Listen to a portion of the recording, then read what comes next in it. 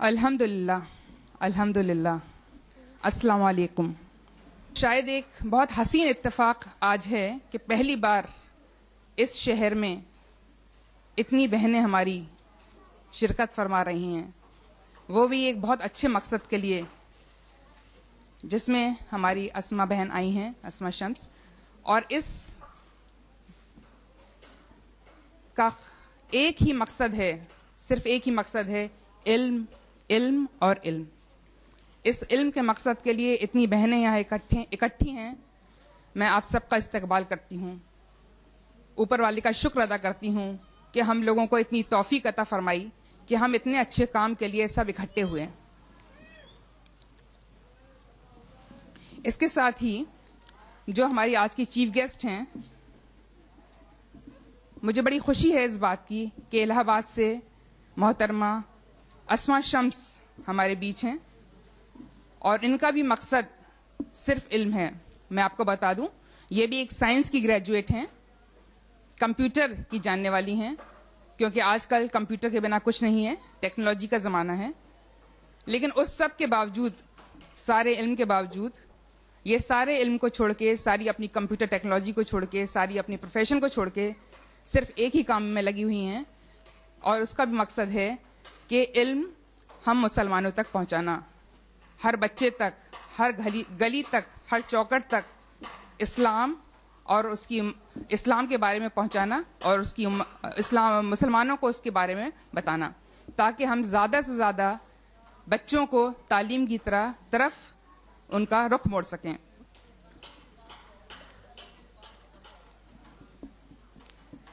اس programme کا آغاز ہم کرتے ہیں حلیمہ, جو بیٹی ہماری آئی ہے ساتھ میں, حلیمہ افشاں کی طرف سے ایک چھوٹے سے اسپیچ کے ساتھ. اس سے پہلے بس 2 لائنیں جو مجھے یاد آتی ہیں, جب ہمارے رسول اللہ صلی اللہ علیہ وسلم محمد صاحب جب مکہ سے مدینہ ہجرت کری آپ نے, اور ان کی خوشی میں دیواروں پر چڑھ چڑھ کر, چھتوں پر چڑھ چڑھ کر چھوٹی چھوٹی جو بچیاں تھیں, انہوں نے گانے گائے, طلع البدر علینا من سنبات الودا وجا شکر علینا ودعا للہ ادا. اسی کے ساتھ میں بیٹی کی شروعات کرتی ہوں, بیٹی کے اسپیچ کی. کم حلیمہ.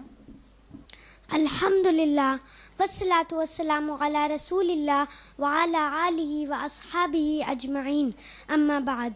اعوذ باللہ من الشیطان الرجیم, بسم اللہ الرحمن الرحیم. رب اشرح لی صدری ویسر لی امری واحلل عقدۃ من لسانی یفقہوا قولی. السلام علیکم ورحمۃ اللہ وبرکاتہ. میں حلیمہ افشاں تقوی اسلامک اسکول میں کلاس 5 کی طالبہ ہوں. میری آج کی گفتگو کا موضوع ہے عصر حاضر میں اخلاق نبوی کی معنویت, یعنی آج کے دور میں نبی کریم صلی اللہ علیہ وسلم کی اخلاق کی کیا اہمیت ہے. آج جب کہ دنیا میں اخلاقی قدروں کی کوئی اہمیت باقی ہی نہیں رہی ہے, ایسے میں اللہ کے رسول صلی اللہ علیہ وسلم نے ہمیں جو اخلاقی تعلیمات دی ہیں, ان پر عمل کر کے ہم دنیا میں پھیلی بد امنی کو کس طرح دور کر سکتے ہیں, اور کس طرح ایک پرامن سماج قائم کر سکتے ہیں. آج میں اسی موضوع پر ایک مختصر گفتگو کرنے جا رہی ہوں. آج دنیا میں عام طور پر جھوٹ بولنا, وعدہ خلافی کرنا, غیبت کرنا, دھوکہ دینا, بے وقوف بنانا جیسے اخلاقی جرم کوئی عیب کی بات نہیں سمجھے جاتے. غیر مسلم تو غیر مسلم ہے. افسوس کی بات تو یہ ہے کہ آج مسلمان بھی ان اخلاقی جرائم میں ملوث ہیں.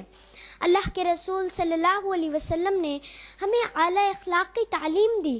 ان پر عمل کر کے قرون اولیٰ کے مسلمان دنیاوی زندگی میں نہ صرف خود کامیاب ہوئے, بلکہ انہوں نے دنیا کے سامنے ایک مثال بھی قائم کی. اور ہمارا حال یہ ہے کہ ہم دنیا میں سب سے زیادہ بد اخلاق لوگ شمار کیے جاتے ہیں. ہماری اخلاقی گراوٹ کا ہی نتیجہ ہے کہ ہمارے گھروں سے سکون ندارد ہے, ہمارا معاشرہ انتشار کا شکار ہے, ملکی اور بین الاقوامی سطح پر ہماری کوئی اہمیت باقی نہیں رہی ہے. میں اتنی بڑی اور سمجھدار تو نہیں کہ ملکی اور بین الاقوامی سطح پر اپنی رائے کا اظہار کر سکوں، لیکن گھریلو اور معاشرتی مسائل جن کا سامنا ہمیں اپنی روزانہ کی زندگی میں کرنا پڑتا ہے، ان پر آپ کی توجہ مرکوز کرانا چاہوں گی، جیسے جھوٹ بولنا، جسے ہمارے رسول صلی اللہ علیہ وسلم نے گناہ کبیرہ بتایا۔ آج ہم اسے گناہ سمجھتے ہی نہیں ہیں۔ ہم یہ بھول جاتے ہیں کہ جھوٹ بول کر ہم اپنی آخرت تباہ کر رہے ہیں۔ نہ تو صرف یہ کہ ہمارے بڑے خود جھوٹ بولتے ہیں، بلکہ نادانستہ طور پر اپنے بچوں کو بھی جھوٹ بولنے کی تربیت دیتے ہیں۔ گھر پر کوئی شخص والد کو پوچھنے آیا تو بچے سے کہلوا دیتے ہیں پاپا گھر پر نہیں ہیں، یا کسی کا فون آیا تو بچے سے یا بچے کی والدہ سے یہ کہلوا دیا جاتا ہے کہ موبائل گھر پر چھوڑ کر کہیں باہر چلے گئے ہیں۔ اس طرح جھوٹ بولنے کی تربیت بچے گھر سے ہی سیکھتے ہیں، اور جب بچے بڑے ہو کر والدین سے ہی جھوٹ بولتے ہیں، کوچنگ جانے کے بجائے پارک میں گھومتے ہیں اور گھر پر آ کر کہتے ہیں ہم کوچنگ گئے تھے، تو والدین افسوس کا اظہار کرتے ہیں۔ اس وقت وہ یہ بھول جاتے ہیں کہ اس طرح جھوٹ بولنے کی تربیت انہوں نے ہی دی ہے۔ ایک معمولی سا جھوٹ بولنے سے بچے کی نہ صرف آخرت تباہ ہوتی ہے، بلکہ ان کی دنیاوی زندگی بھی بہت زیادہ متاثر ہوتی ہے۔ کیا ہی اچھا ہوتا کہ والدین اپنے بچوں کو یہ تعلیم دیتے کہ جھوٹ بولنا گناہ کبیرہ ہے، جھوٹ بولنے سے اللہ ناراض ہوتا ہے، تو یقیناً نہ صرف یہ کہ بچے اخروی زندگی میں کامیاب ہوتے، بلکہ دنیا میں بھی انہیں کامیابی ملتی اور انہیں عزت اور احترام کی نگاہ سے دیکھا جاتا۔ غیبت ایک ایسا گھناؤنا جرم ہے جو ہمارے معاشرے میں بالکل عام ہو گیا ہے۔ خاص طور پر عورتیں اس جرم میں بڑی تعداد میں ملوث ہیں۔ غیبت کو قرآن نے اپنے مردہ بھائی کا گوشت کھانے کے برابر قرار دیا ہے، اور ہمارا حال یہ ہے کہ ہم غیبت کو کوئی عیب کی بات نہیں سمجھتے۔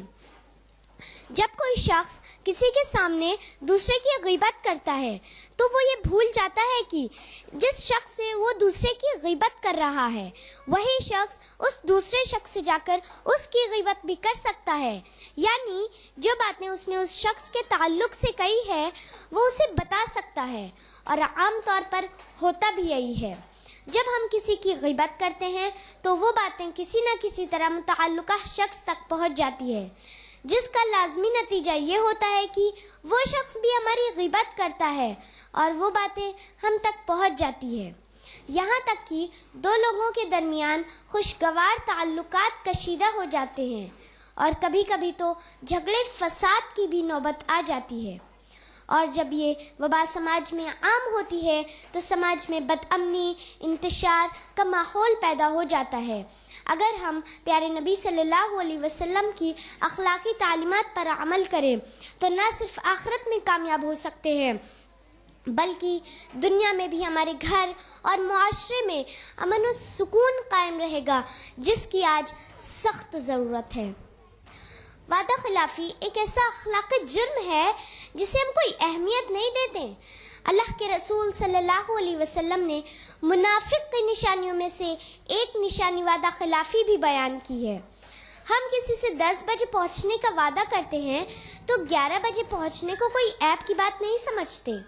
اس وقت ہمیں یہ خیال نہیں آتا کہ کوئی شخص ہمارے انتظار میں اپنا کوئی ضروری کام چھوڑ کر بیٹھا ہو سکتا ہے۔ اس طرح ہم اس شخص کا قیمتی وقت ضائع کرتے ہیں، اور جب کبھی ہمیں اس شخص کا انتظار کرنا پڑتا ہے تو ہمیں بہت غصہ آتا ہے۔ اگر ہم اپنے وعدہ کا خیال کریں تو نہ صرف اللہ کی نظر میں نیک ہوں گے، بلکہ دنیا میں بھی ہمارے بہت سارے مسائل حل ہو جائیں گے۔ خیانت کا مرض ناسور کی صورت اختیار کرتا جا رہا ہے۔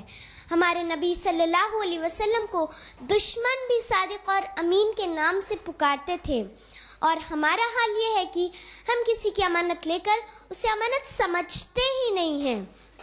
بزرگوں کی زبانی سنا ہے، ابھی زیادہ وقت نہیں گزرا ہمارے اسی ملک ہندوستان میں ہمارے غیر مسلم پڑوسی جب کہیں باہر جاتے تو اپنے قیمتی سامان مسلمانوں کے گھر امانت کے طور پر رکھ جاتے، کیونکہ انہیں معلوم تھا کہ وہ جب بھی واپس لوٹ کر آئیں گے ان کی امانت انہیں ویسی ہی مل جائے گی جیسی کہ وہ دے کر گئے تھے۔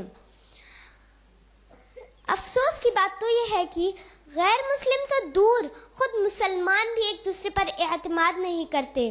اگر ہم تعلیمات نبوی کے مطابق امانت کا خیال کریں تو ہمارے معاشرے میں ایک دوسرے پر اعتماد بحال ہو جائے گا اور ہمارا معاشرہ ایک مثالی معاشرہ بن جائے گا۔ آخر ہم اس نتیجے پر پہنچتے ہیں کہ سماج میں پھیلی بد امنی، انتشار اور برائیوں کا ایک ہی علاج ہے، اور وہ یہ ہے کہ ہم نبی کریم صلی اللہ علیہ وسلم کی اعلیٰ اخلاق کو اپنی زندگیوں میں شامل کریں اور دوسروں کو بھی اس کی ترغیب دیں۔ میں اپنی بات قرآن کریم کی ایک آیت سے ختم کرتی ہوں جو مذکور ہے سورہ قلم، سورہ نمبر 64 آیت نمبر 4 میں اللہ تعالیٰ نے اپنے نبی صلی اللہ علیہ وسلم سے ارشاد فرمایا، اِنَّكَ لَعَلَىٰ خُلُقٍ عَظِيمٍ، یقیناً اے نبی صلی اللہ علیہ وسلم آپ اخلاق کے اعلیٰ درجے پر فائز ہیں۔ جزاکم اللہ خیرا وآخر دعوانا الحمد للہ رب العالمین والسلام علیکم ورحمۃ اللہ وبرکاتہ۔ اتنی چھوٹی سی بچی سے اتنی اچھی اچھی باتیں سن کر بھی آپ کا ہاتھ تالیاں بجانے کا نہیں کرتا کیا؟ Great great. حلیمہ افشاں جو کہ صرف 5th کلاس میں پڑھتی ہیں اور ہماری مہمان ہیں آج کی، ان کے ساتھ ہی آئی ہیں، ان چھوٹی سی بچی سے اتنی اچھی اچھی باتیں سن کے واقعی بڑا اچھا لگتا ہے، اور امید کریں گے، کوشش کریں گے کہ ہم ان کی بتائے باتوں پہ سب عمل کرنے کی کوشش کریں، آمین۔ اور اس کے بعد جو ہماری آج کی چیف گیسٹ ہیں محترمہ اسما شمس، جو کہ نہ کہ صرف الہ آباد کے تقوی اسکول کی پرنسپل ہیں بلکہ IERO Islamic educational and research organisation کی پریسیڈنٹ بھی ہیں، لیڈیز ونگ کی پریسیڈنٹ بھی ہیں۔ میں انہیں دعوت دیتی ہوں کہ وہ آئیں اور کچھ اچھی اچھی باتیں ہم لوگوں کو بھی بتائیں، ہماری بہنوں کو بھی بتائیں۔ آئیے پلیز۔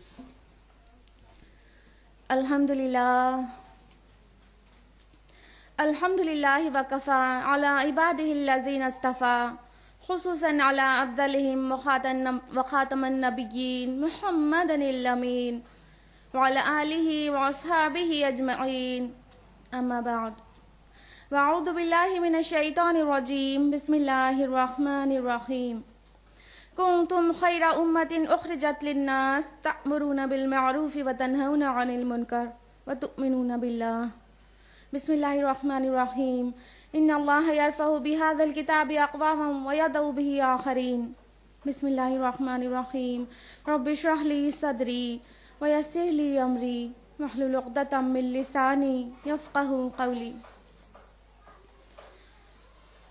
محترمہ ڈاکٹر ناہید صاحبہ،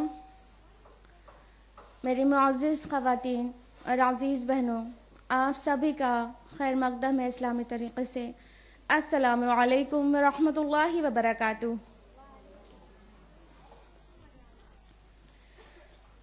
متھرا شہر میرا پہلی بار آنا ہوا ہے اور بہت خوشی ہے کہ ہم یہاں پر آپ کے درمیان ہیں، اور یہ جان کر تھوڑا افسوس ہوا کہ یہاں پر یہ ماحول نہیں ہے اور اس طرح کے اجلاس عام طور پر منعقد نہیں کیے جاتے ہیں جو قرآن و سنت کے علم و تعلیم اور اجتماع کے لیے ہو، لیکن اللہ کا فضل ہے، یہ آغاز ہو چکا ہے۔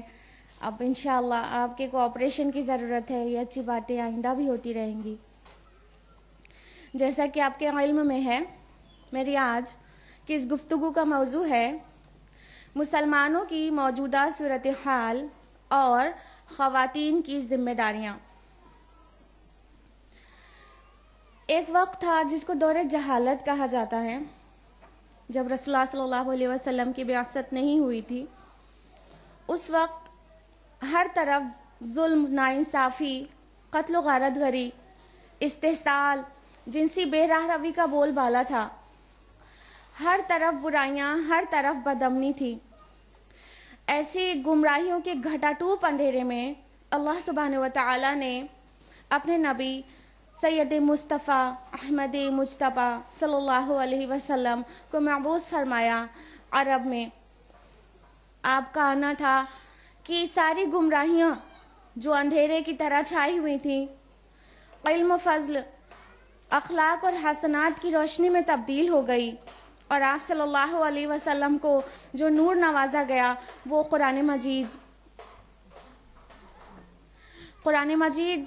نور کی حیثیت سے ہمارے درمیان ہے، اور اس نے تمام برائیوں کو مٹا دیا، تمام اندھیروں کو توڑ دیا اور بہترین علم و فضل کا سے منور کر دیا تمام سماج کو. اسی نور کی ایک صفت اللہ کے رسول صلی اللہ علیہ وسلم نے خود بیان فرمائی، جو کہ مذکور ہے صحیح مسلم جلد نمبر 2 کتاب فضائل قرآن صفحہ نمبر 287 میں. اللہ کے رسول نے فرمایا ان اللہ یرفع بہذا الکتاب اقواما ویدع بہ آخرین.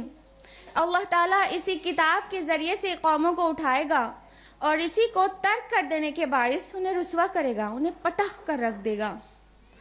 تاریخ گواہ ہے کہ جب جب مسلمانوں نے قرآن مجید پر مکمل عمل کیا، اس کو اپنا ہادی، اپنا رہنما، اپنا امام بنایا، تب تب ان کا دنیا میں نام تھا، رعب تھا، دبدبہ تھا. اور جب انہوں نے قرآن مجید کو چھوڑ دیا تو ذلت و رسوائی ان کا مقدر بن گئی. دور نبوی تو گولڈن موسٹ پیریڈ ہے جو مسلمانوں کا پیریڈ ہو سکتا ہے، لیکن اس کے بعد بھی دور خلفائے راشدین میں بھی الحمدللہ مسلمان قرآن پر مکمل عمل کرنے والے تھے، تو وہاں پر ان کی عزت تھی، ان کا رعب تھا، لوگ رعب کھاتے تھے مسلمانوں سے. لیکن اسی کتاب کو، اسی ہادی، اسی رہنما کو ہم نے چھوڑ دیا، اپنا امام بنانا چھوڑ دیا، تو کیا ہوا کہ ہر طرف سے ذلت و رسوائی ہم پر چھانے لگی. علامہ اقبال نے کیا خوب کہا ہے، وہ زمانے میں معزز تھے مسلمان ہو کر اور تم خوار ہوئے تارک قرآن ہو کر. یقیناً یہ بالکل کھلا ہوا سچ ہے کہ مسلمان قرآن پر مکمل عمل نہیں کر رہا ہے، اس وجہ سے ہر جگہ رسوائی اور ذلت کا سامنا کرنا پڑ رہا ہے.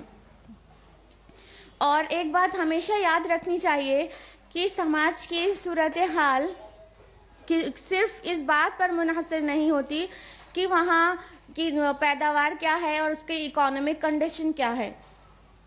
کوئی بھی سماج تب اٹھتا ہے، تب ترقی کرتا ہے جب وہاں کے اخلاقی حالات بہتر ہوتے ہیں، جب انسان سے کوآپریشن میں رہتا ہے، ایک دوسرے کی مدد کرتا ہے، ایک دوسرے کے ساتھ تعاون اور ہمدردی کا جذبہ رکھتا ہے، اپنی ذمہ داریوں کا احساس رکھتا ہے، تو وہ سماج ترقی کرتا ہے. لیکن جو سماج اپنی اخلاقیات کو بھول جاتا ہے وہ ذلت و رسوائی سے دوچار ہوتا ہے، اور چاہے جتنی مادی پیداوار ہو وہ کامیاب نہیں کہلاتا. تو آج ہم نے قرآن مجید کو چھوڑ دیا تو جس بھی فیلڈ میں ہم ہیں ہمارا حال بہت ہی برا ہے. ہمارا چاہے اخلاقی حال ہو، چاہے تعلیمی حال ہو، معاشی حال یا سیاسی حال، کوئی بھی حالات کا ہم جائزہ لیں مسلمانوں کی تو وہ دن بہ دن گرتا ہی چلا جا رہا ہے. اس کا جو بیسک ریزن ہے وہ بار بار ہم ریپیٹ کر رہے ہیں کہ قرآن مجید سے دوری اختیار کرنا یہ ہماری بدحالی کا سبب بن گیا. ایک وقت تھا کہ مسلمان کا اخلاق سے ایسا غیر مسلمین متاثر ہوتے تھے کہ ان کے اخلاق کو دیکھ کر ہی وہ اسلام میں داخل ہو جاتے تھے. اور ایک آج کا وقت ہے کہ ہم مسلمانوں میں بھی وہ ساری اخلاقی برائیاں موجود ہیں جو کہ ایک مسلمان کو قطعی طور پر منع کی گئی تھی. جیسا کہ ابھی بچی نے بھی بتایا کہ جھوٹ، غیبت اور طعنہ زنی، چغلی، یہ سب بھی مسلم سماج میں بھی عام ہے. کہاں تو ہمیں تعلیمات دی گئی تھی کہ ایک بھائی دوسرے بھائی کے لیے، ایک مسلمان دوسرے مسلمان کے لیے دیوار کی اینٹوں کی طرح ہے کہ ایک دوسرے کو سہارا دیتی ہے. اب ہم ایک دوسرے کا سہارا نہیں ہیں، اب تو ہم ایک دوسرے کی ٹانگ کھینچنے کے لیے تیار ہیں. ایک کو ترقی کرتے ہوئے دیکھ کر ہمیں تکلیف ہوتی ہے اور ہم اسے گرا دینا چاہتے ہیں. یہ ہمارا اخلاقی حال ہے. بھائی بھائی کا دشمن ہو گیا ہے، پڑوسی سے بالکل واسطہ رکھنا نہیں چاہتا، اس کی خیریت نہیں پوچھنا چاہتا. ہر طرف لوٹ کھسوٹ اور بے راہ روی तमाम तरह के जराइम, अखलाकी जराइम मुस्लिम समाज में भी आम हो चुके हैं, जबकि हमको मुत्तहिद होकर रहने के लिए कहा गया था, लेकिन अब इंतशार और इफ्तिराक नजर आता है इत्तिहाद की जगह पर। हमको ऑर्डर दिया गया था कुरान मजीद में सूरह आल इमरान सूरह नंबर 3 आयत नंबर 103 में, वअतसिमू बिहब्लिल्लाहि जमीअन वला तफर्रकू, अल्लाह की रस्सी को सब मिलकर मजबूती से थाम लो और फिरके ना बनाओ। अल्लाह की रस्सी क्या है? ये कुरान मजीद अल्लाह की रस्सी है। हमसे कहा गया कि हम इसे मजबूती से थामें, और अगर हम इसे मजबूती से थामेंगे तो फिरके बनेंगे ही नहीं, हम डिवाइड होंगे ही नहीं, हमारे दरमियान इंतशार पैदा ही नहीं होगा। लेकिन हमने क्या किया कि कुरान मजीद को छोड़ दिया, जिसकी वजह से हम डिवाइड हो गए और गोया मुस्लिम समाज को एक दस्तरखान हो गया जिस पे पूरी दुनिया की कौम उनको नोचने खाने के लिए तैयार है। आज हमारे डिवीजन की वजह से हम हर जगह रुस्वा हो रहे हैं। हमारी जो इज्जत थी वो हमें नहीं मिल रही है दुनिया में, चाहे बात बैनुल अक़वामी हो यानी इंटरनेशनल लेवल पर हो, चाहे बात अपने मुल्क में हो, दोनों ही जगहों पर हम अपने दीन पर पूरा अमल तक नहीं कर पा रहे हैं। जी हाँ, पोजीशन ये है। गुज़िश्ता साल चाइना में, चीन में कितने ही मुसलमानों के घर पुलिस ने छापा मारकर उनके रोज़ा तुड़वाने पर उन्हें मजबूर कर दिया। तो ये काम अब की साल अपने मुल्क में भी हो गया। अगर आप खबर से अवेयर रहती हो, अगर न्यूज़ चैनल्स देखने की फुर्सत मिल जाती हो, अगर अखबारात पढ़ने का मौका मिलता हो, तो आपको पता होगा कि ये जो अभी गया रमज़ान है यानी 17 जुलाई 2014 को आपने देखा कि किस तरह से एक शिवसेना का एमपी ने पार्लियामेंट के अंदर एक मुस्लिम रोजेदार को जबरदस्ती रोटी खिलाकर उसका रोजा तोड़वा दिया। पार्लियामेंट के अंदर जहां पर कानून साजी होती है वहां पर कानून तोड़ा जा रहा है। इस हिंदुस्तान में हमको इस बात की आज़ादी है कि जो भी यहाँ का सिटीजन है वो अपने मजहब पर प्रैक्टिस कर सकता है, अमल कर सकता है, प्रीच प्रोपगेट तक कर सकता है, उसे फैला भी सकता है।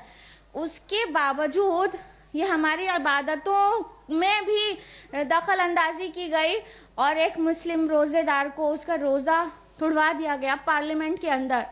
ये हमारे इंतशार की वजह से है।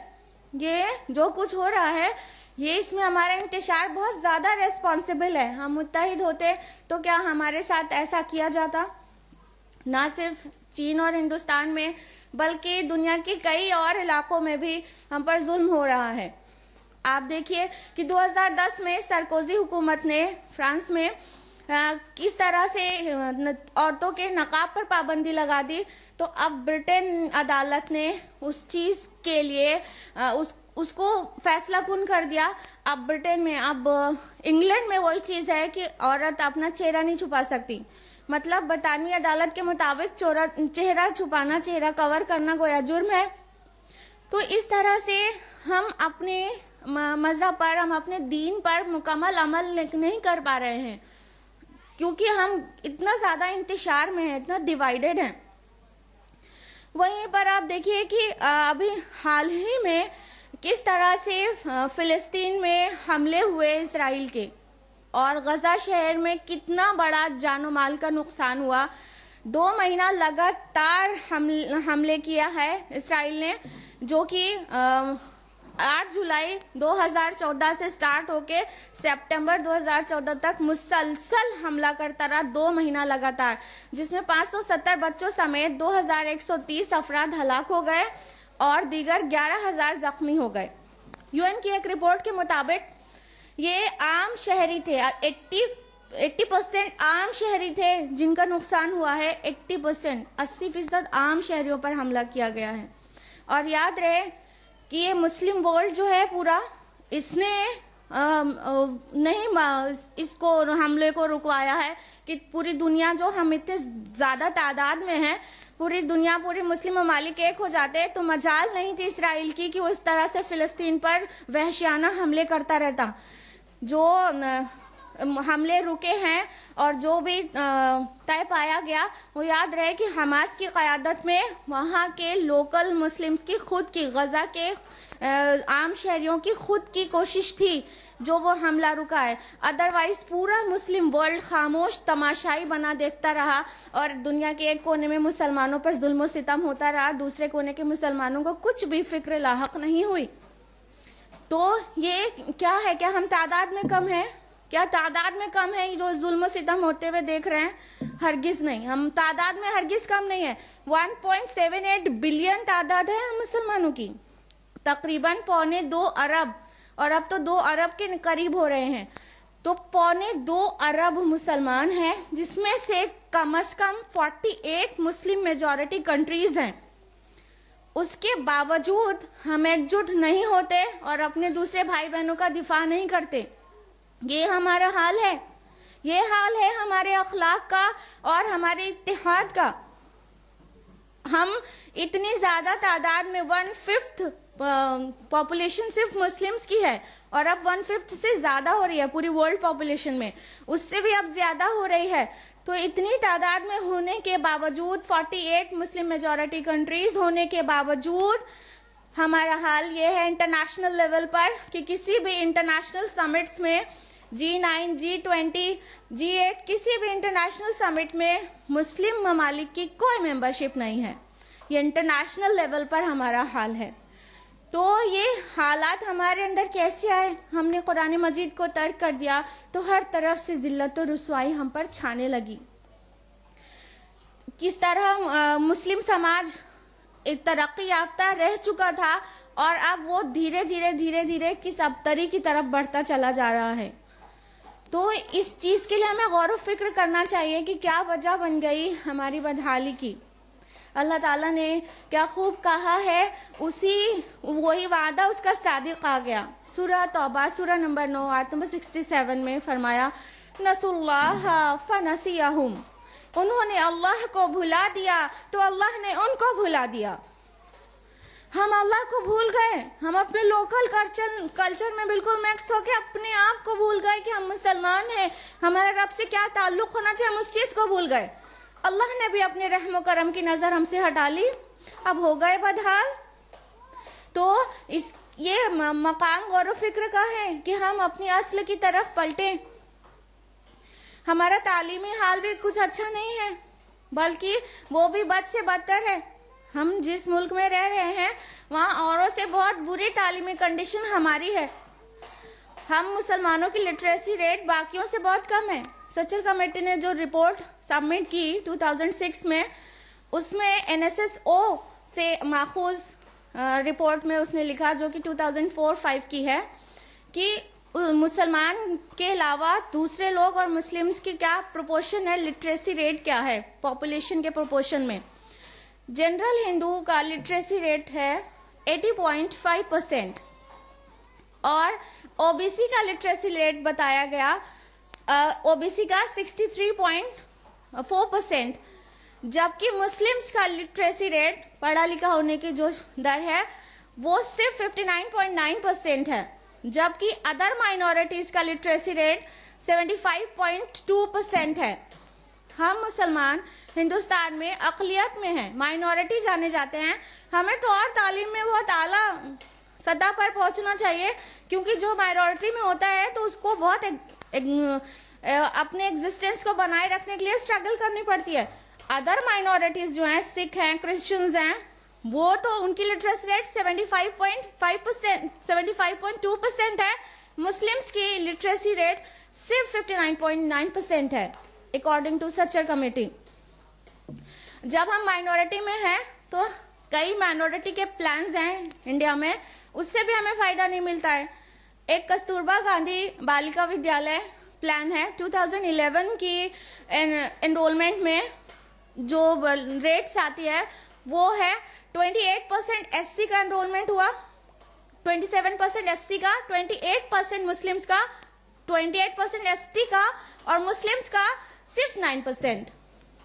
تو جو گورنمنٹ کے پلانز ہیں جس سے ہمیں فائدہ اٹھا کے تعلیم کی طرف لپکنا چاہیے، بڑھنا چاہیے، वहाँ पे भी हम बहुत पीछे हैं, बहुत पीछे हैं। गवर्नमेंट के प्लान से भी माइनॉरिटीज़ के लिए स्पेशली जो प्लान्स बनाए जाते हैं उससे भी हम फ़ायदा नहीं उठाते हैं। और आला तालीम में भी हमारा यही हाल है। यूजीसी की रिपोर्ट 2000 के मुताबिक जो जनरल हिंदू एनरोल्ड हुआ हायर एजुकेशन में, उसका परसेंटेज है 17.5%, और एक ओबीसी और एससी एसटी का जो परसेंटेज उसमें है, एसटी एनरोल्ड हुए 5.3% और मुस्लिम सिर्फ 3.4% एनरोल्ड हुए, जबकि सिख जो एनरोल्ड हुए 11.28% है। अदर माइनॉरिटीज के रेट से भी कम है। यहाँ तक कि ईयर 2000 में हम एससी एसटी से भी गुजरे हो गए, वो 5.3% हैं और हम सिर्फ 3.4% हायर एजुकेशन में एनरोल्ड हुए। ग्रॉस एनरोलमेंट रेशियो हम आपको GER बता रहे हैं यूजीसी का, बिल्कुल ऑथेंटिक डेटा के साथ। तो इस तरह हम लोअर से लोअर होते चले गए तालीम में। ये उन मुसलमानों का तालीमी हाल है जिनके लिए इल्म हासिल करना फर्ज करार दिया गया था। अल्लाह के रसूल सल्लल्लाहु अलैहि वसल्लम की हदीस है, सुनन इब्न माजा जिल्द नंबर 1 बाब नंबर 17 हदीस नंबर 224, तलबुल इल्म फरीदतुन अला कुल्ली मुस्लिम, इल्म हासिल करना हर मुसलमान पर फर्ज है। अल्लाह के रसूल सल्लल्लाहु अलैहि वसल्लम ने फरमाया कि इल्म हासिल करना फर्ज है, और हमारा तालीम का ये हाल है कि हम ओबीसी, हिंदू ओबीसी और एससी एसटी से ज्यादा गए गुजरे हो गए। सचर कमेटी ने जो रिपोर्ट लगाया 2006 में, उसमें ये भी कहा कि 7 से 14 साल के बच्चे, उसमें से 25% से ज्यादा बच्चे ऐसे हैं जो या तो कभी स्कूल गए ही नहीं, मुस्लिम्स में जो कभी स्कूल गए ही नहीं, और अगर गए हैं तो उन्होंने अपनी तालीम को बीच में ही छोड़ दिया, बेसिक एजुकेशन में ही बीच में ही तालीम को छोड़ दिया। तो इस तरह से, और ये दर मुसलमानों में सबसे ज्यादा है, और लोग भी तालीम को बीच में छोड़ते हैं, लेकिन मुसलमान तालीम को सबसे ज्यादा बीच में ही छोड़ देते हैं। तो इस तरह से हम तालीम के लिए बिल्कुल अवेयर नहीं है। हमारी तालीमी जो दर है, जो शरह है, वो बहुत डाउन है औरों से। ये बहुत काबिले फिक्र मकाम है कि जिस कौम को उसके नबी ने कहा हो कि इल्म हासिल करना फर्ज है, वो इतनी ज्यादा अनअवेयर कैसे हो गई, कैसे हम इतने गाफिल हो गए। तो हमें अपने तालीमी हाल को सुधारने की जरूरत है। हम एजुकेशन को गेन करें और हम बेहतरीन सिटीजन बने और बेहतरीन मुस्लिमा बने और अपने बच्चों को बनाए। सिर्फ इतना ही नहीं, हमारा माशी हाल भी बदहाल है। अगर माशी हाल को देखें तो वो भी इसी तरह है कि सचर कमेटी ने रिपोर्ट जो लगाई 2006 में, उसमें मुस्लिम्स का जो पॉपुलेशन बताई गई वो 15.4% बताई गई, लेकिन उनमें से जो गवर्नमेंट जॉब में है वो सिर्फ 5.4% है। तो हमारा माशी हाल भी कुछ अच्छा नहीं है। और जो मुस्लिम्स में ग्रेजुएट सबसे ज्यादा बेरोजगार हैं, मुस्लिम्स ग्रेजुएट पुअर हो या नॉन पुअर, वो सबसे ज्यादा बेरोजगारी की शरह मुसलमानों के अंदर है। माशी हाल यानी हमारा इकोनॉमिक कंडीशन भी अच्छी नहीं है। सिर्फ इतना ही नहीं, हमारी पॉलिटिकल कंडीशन भी अच्छी नहीं है, हमारा सियासी हाल भी ठीक ठाक नहीं है। हम खवातीन के बीच में बात कर रहे हैं, तो जाहिर बात है कि खवातीन का इतना पॉलिटिक्स में इंटरेस्ट भी नहीं रहता है और इतना ज़्यादा जिम्मेदारियां भी नहीं है इस फील्ड में। तो हम बस एक चीज़ बताकर आपको आगे बढ़ेंगे कि अभी जो पार्लियामेंट इलेक्शन हुआ 2014, इसमें यूपी की 80 सीट्स में से एक भी एमपी मुसलमान नहीं है। अगर आप लोगों को पता हो, 80 सीट्स थी यूपी की, उसमें एक भी एमपी मुसलमान नहीं पहुंचा पार्लियामेंट के अंदर। तो ये हमारा पॉलिटिकल कंडीशन है। हम हर लेवल पर, चाहे अखलाकी सतह पर हो, चाहे तालीमी सतह पर हो, चाहे वो हमारा माशी या सियासी हाल हो, सब बद से बदतर है, औरों से कितना खराब। जबकि इन सभी फील्ड्स में इस्लाम ऐसी मुकम्मल रहनुमाई करता है कि हमें सबसे आगे होना चाहिए, बावजूद हम उसका बुरा हाल है। हमारा फर्ज मनसबी जो है दावत इल्लल्लाह, उसमें भी हमारा हाल बदहाल है। हम मुसलमान को अल्लाह ताला ने खैर उम्मा बनाया। फरमाया सूरह आल इमरान में सूरह नंबर सूरा नंबर 3 आयत नंबर 110 में कुंतुम खैरा उम्मतिन उखरिजत लिन्नास, तुम खैरा उम्मा हो, तुम सबसे बेहतरीन लोग हो। उखरिजत लिन्नास, जो लोगों के लिए निकाले गए हो, लोगों के लिए बर्पा किए गए हो। हम और आप अपने लिए नहीं पैदा हुए हैं कि हम अपनी जो है लाइफ को luxurious, more and more luxurious बनाने में लगे रहे। नहीं, हम लोगों के लिए पैदा किए गए हैं, लोगों के लिए निकाले गए हैं। और उसमें काम क्या करना है? तअमुरूना बिल मारूफी व तनहौना अनिल मुनकर, कि तुम अच्छाई की तरफ बुलाते हो और बुराई से रोकते हो। व तुमिनूना बिल्लाह, और अल्लाह पर ईमान रखते हो। अल्लाह सुब्हान ताला ने हमें मुसलमान बनाया, हमें खैरुम्मा बनाया, हमें बेस्ट ऑफ द पीपल बनाया, इसलिए कि हम हक की तरफ लोगों को बुलाएं और बुराई से रोकें। ये हमारा फर्ज मनसबी है। प्यारे नबी सल्लल्लाहु अलैहि वसल्लम ने सारी उम्र इस काम को किया है, नबूवत के ज़ुहूर से लेकर आपकी विसाल तक सारी उम्र इस काम को किया है। और उसके बाद हमको ये जिम्मेदारी सौंपी, लेकिन हम अपने फर्ज मनसबी से भी गाफिल हैं। हमारा हाल वहाँ पे भी बदहाल है। अरे हम दावत और इस्लाह का काम क्या खाक करेंगे जबकि हम कुरान को ही समझ कर नहीं पढ़ते। जो गैर अरब हैं, उस जिनकी जुबान अरबी नहीं है, उनमें से 0.0001% लोग ऐसे हैं जो कुरान हकीम को समझ कर पढ़ते हैं। तो जब हम कुरान को ही नहीं समझेंगे तो हम दावत का काम क्या खाक करेंगे? हम अल्लाह की तरफ क्या खाक बुलाएंगे? तो हम अपनी जो बुनियादी मकसद है, जो हमारा क्रिएशन का पर्पस है, उसी को भूल बैठे हैं। वही काम हम नहीं कर रहे हैं। हालांकि देखो, बातिल जगहों पर देखो, गुनाहों और यानियत की जगहों पे देखो मुसलमान कितना कामयाब है। देखो, बेस्ट हीरो अगर फिल्म इंडस्ट्री में हो तो मुसलमान, बेस्ट कोरियोग्राफर तो एक मुसलमान, बेस्ट सिंगर तो एक मुस्लिम।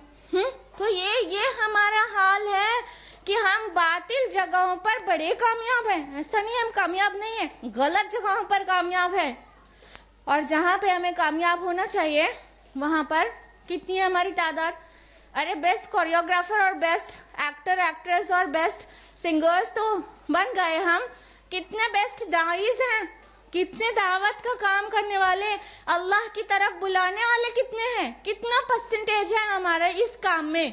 अरे मुट्ठी भर हैं, पूरी दुनिया में मुट्ठी भर हैं, गिनती के लोग हैं जो इस काम में अपना सुबह शाम लगा रहे हैं।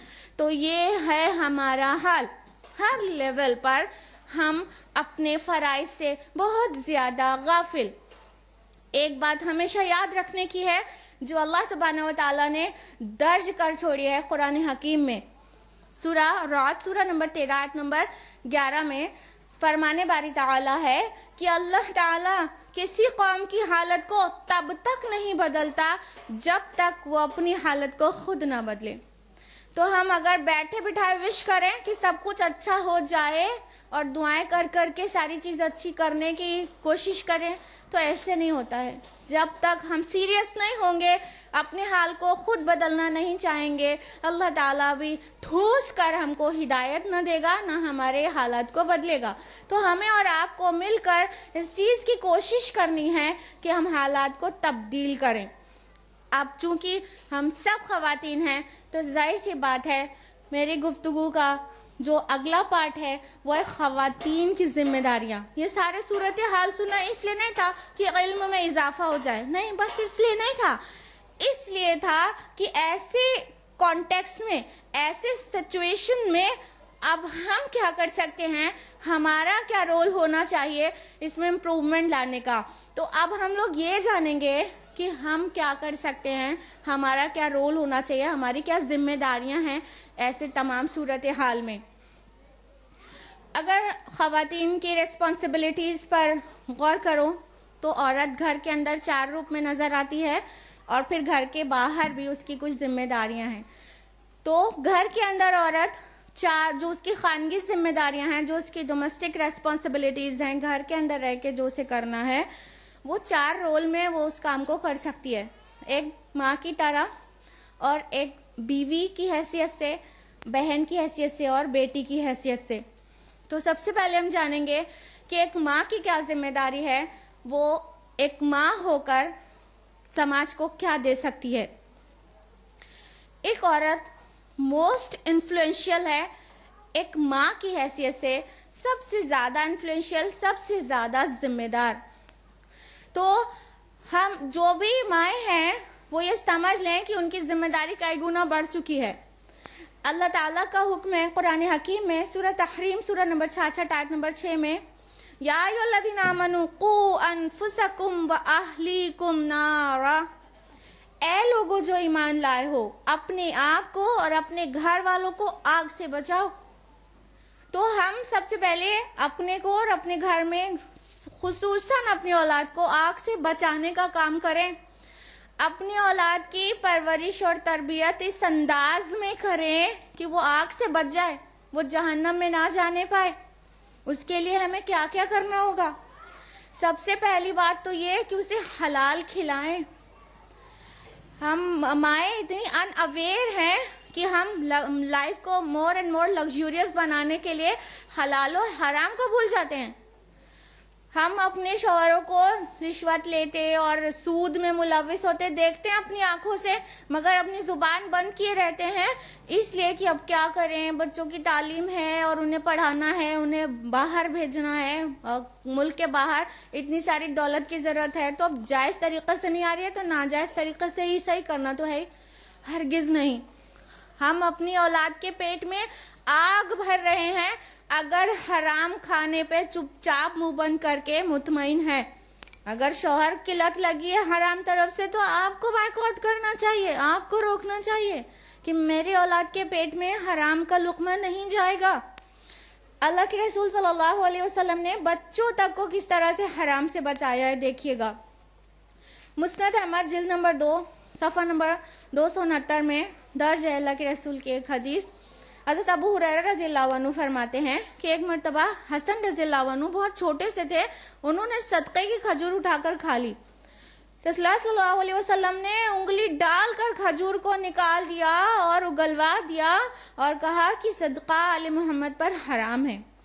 अब गौर करने की बात यह है कि छोटा सा बच्चा जिसका अमल अभी रिकॉर्ड नहीं हो रहा है, अभी वो बिल्कुल मासूम है, अगर कोई चीज हराम खा भी ली तो उसमें इतना ज्यादा क्या जरूरत था। हमारा और आपका तर्ज अमल क्या होता है, अरे बच्चा है, बच्चे को हराम चीज से नहीं रोकते, बच्चा है। नहीं, अल्लाह के रसूल का तर्ज अमल ये था कि आपने छोटे से बच्चे के हलक में उंगली डालकर वो खजूर निकाल दी कि सदका आले मोहम्मद पर हराम है। तो हराम चीज से इस हद तक बच्चों को भी परहेज कराना चाहिए, जायज और हलाल कमाई से उनको पालना चाहिए। माँ दूध पिला रही हो तो उसे भी जायज और हलाल कमाई ही खानी चाहिए और हराम का एक लुकमा भी बॉडी के अंदर ना जाने पाए। इस चीज के लिए बहुत अवेयर रहना चाहिए, बहुत कॉन्शियस रहना चाहिए। तो जब तक हम खुद हलाल नहीं खाएंगे, अपनी औलाद को हलाल से नहीं पालेंगे, तब तक वो समाज में मुफीद अफराद बन ही नहीं सकते हैं। क्योंकि जो हलाल कमाई से परवरिश करदा बच्चे होते हैं, बड़े होने के बाद उनका जो अखलाक होता है और उनकी जो इल्म और अच्छाइयाँ होती हैं वो समाज में फैल कर ही रहती हैं। और अगर हराम कमाई से पाला गया हुआ बच्चा है तो बड़े होकर उसकी खबासत जाहिर होकर रहती है। तो औलाद के अखलाक बहुत मुतासिर होता है हलाल और हराम से। तो इसलिए बिल्कुल भी कतई हलाल रिस्क से पालें, क्योंकि खाली मोहब्बत करना औलाद से नथिंग ग्रेट, वो तो हैवानात भी करते हैं। आप देखिए गाय बकरी और भैंस, वो भी अपने बच्चे को कितना चूमते हैं, चाटते हैं और उनको दूध पिलाते हैं, उनको सहलाते हैं। और अगर बच्चा मर जाए तो शिद्दत गम से दूध देना बंद कर देते हैं। जब तक बच्चा बड़ा नहीं हो जाए देखभाल में लगे रहते हैं। मोहब्बत तो हैवान भी करते हैं। हम तो बहुत अशरफ मखलूक हैं हैवानात से, उनसे बेहतर मखलूक हैं। हमारी जो जिम्मेदारी है वो उनसे बढ़कर है। खाली मोहब्बत तक करें तो बहुत कमाल का काम नहीं हो गया। हम जब तक उनकी तरबियत और परवरिश भी उम्दा ना करें तब तक हमारी जिम्मेदारी अदा नहीं होती। तो हम अपनी औलाद को हलाल खिलाने के साथ साथ उनकी तरबियत और तालीम का बेहतरीन इंतजाम करें, अच्छे से अच्छा, बेस्ट ऑफ द बेस्ट। جب ہم انہیں اچھی تعلیم دیں گے, اچھی تربیت دیں گے, تو وہ سماج میں گڈ سٹیزنز بن سکیں گے. کل کو ایک گڈ مسلمز اور گڈ سٹیزن دونوں ہی بن سکیں گے. تو اس کے لیے ضرورت ہے کہ ہم عمدہ تعلیم دیں.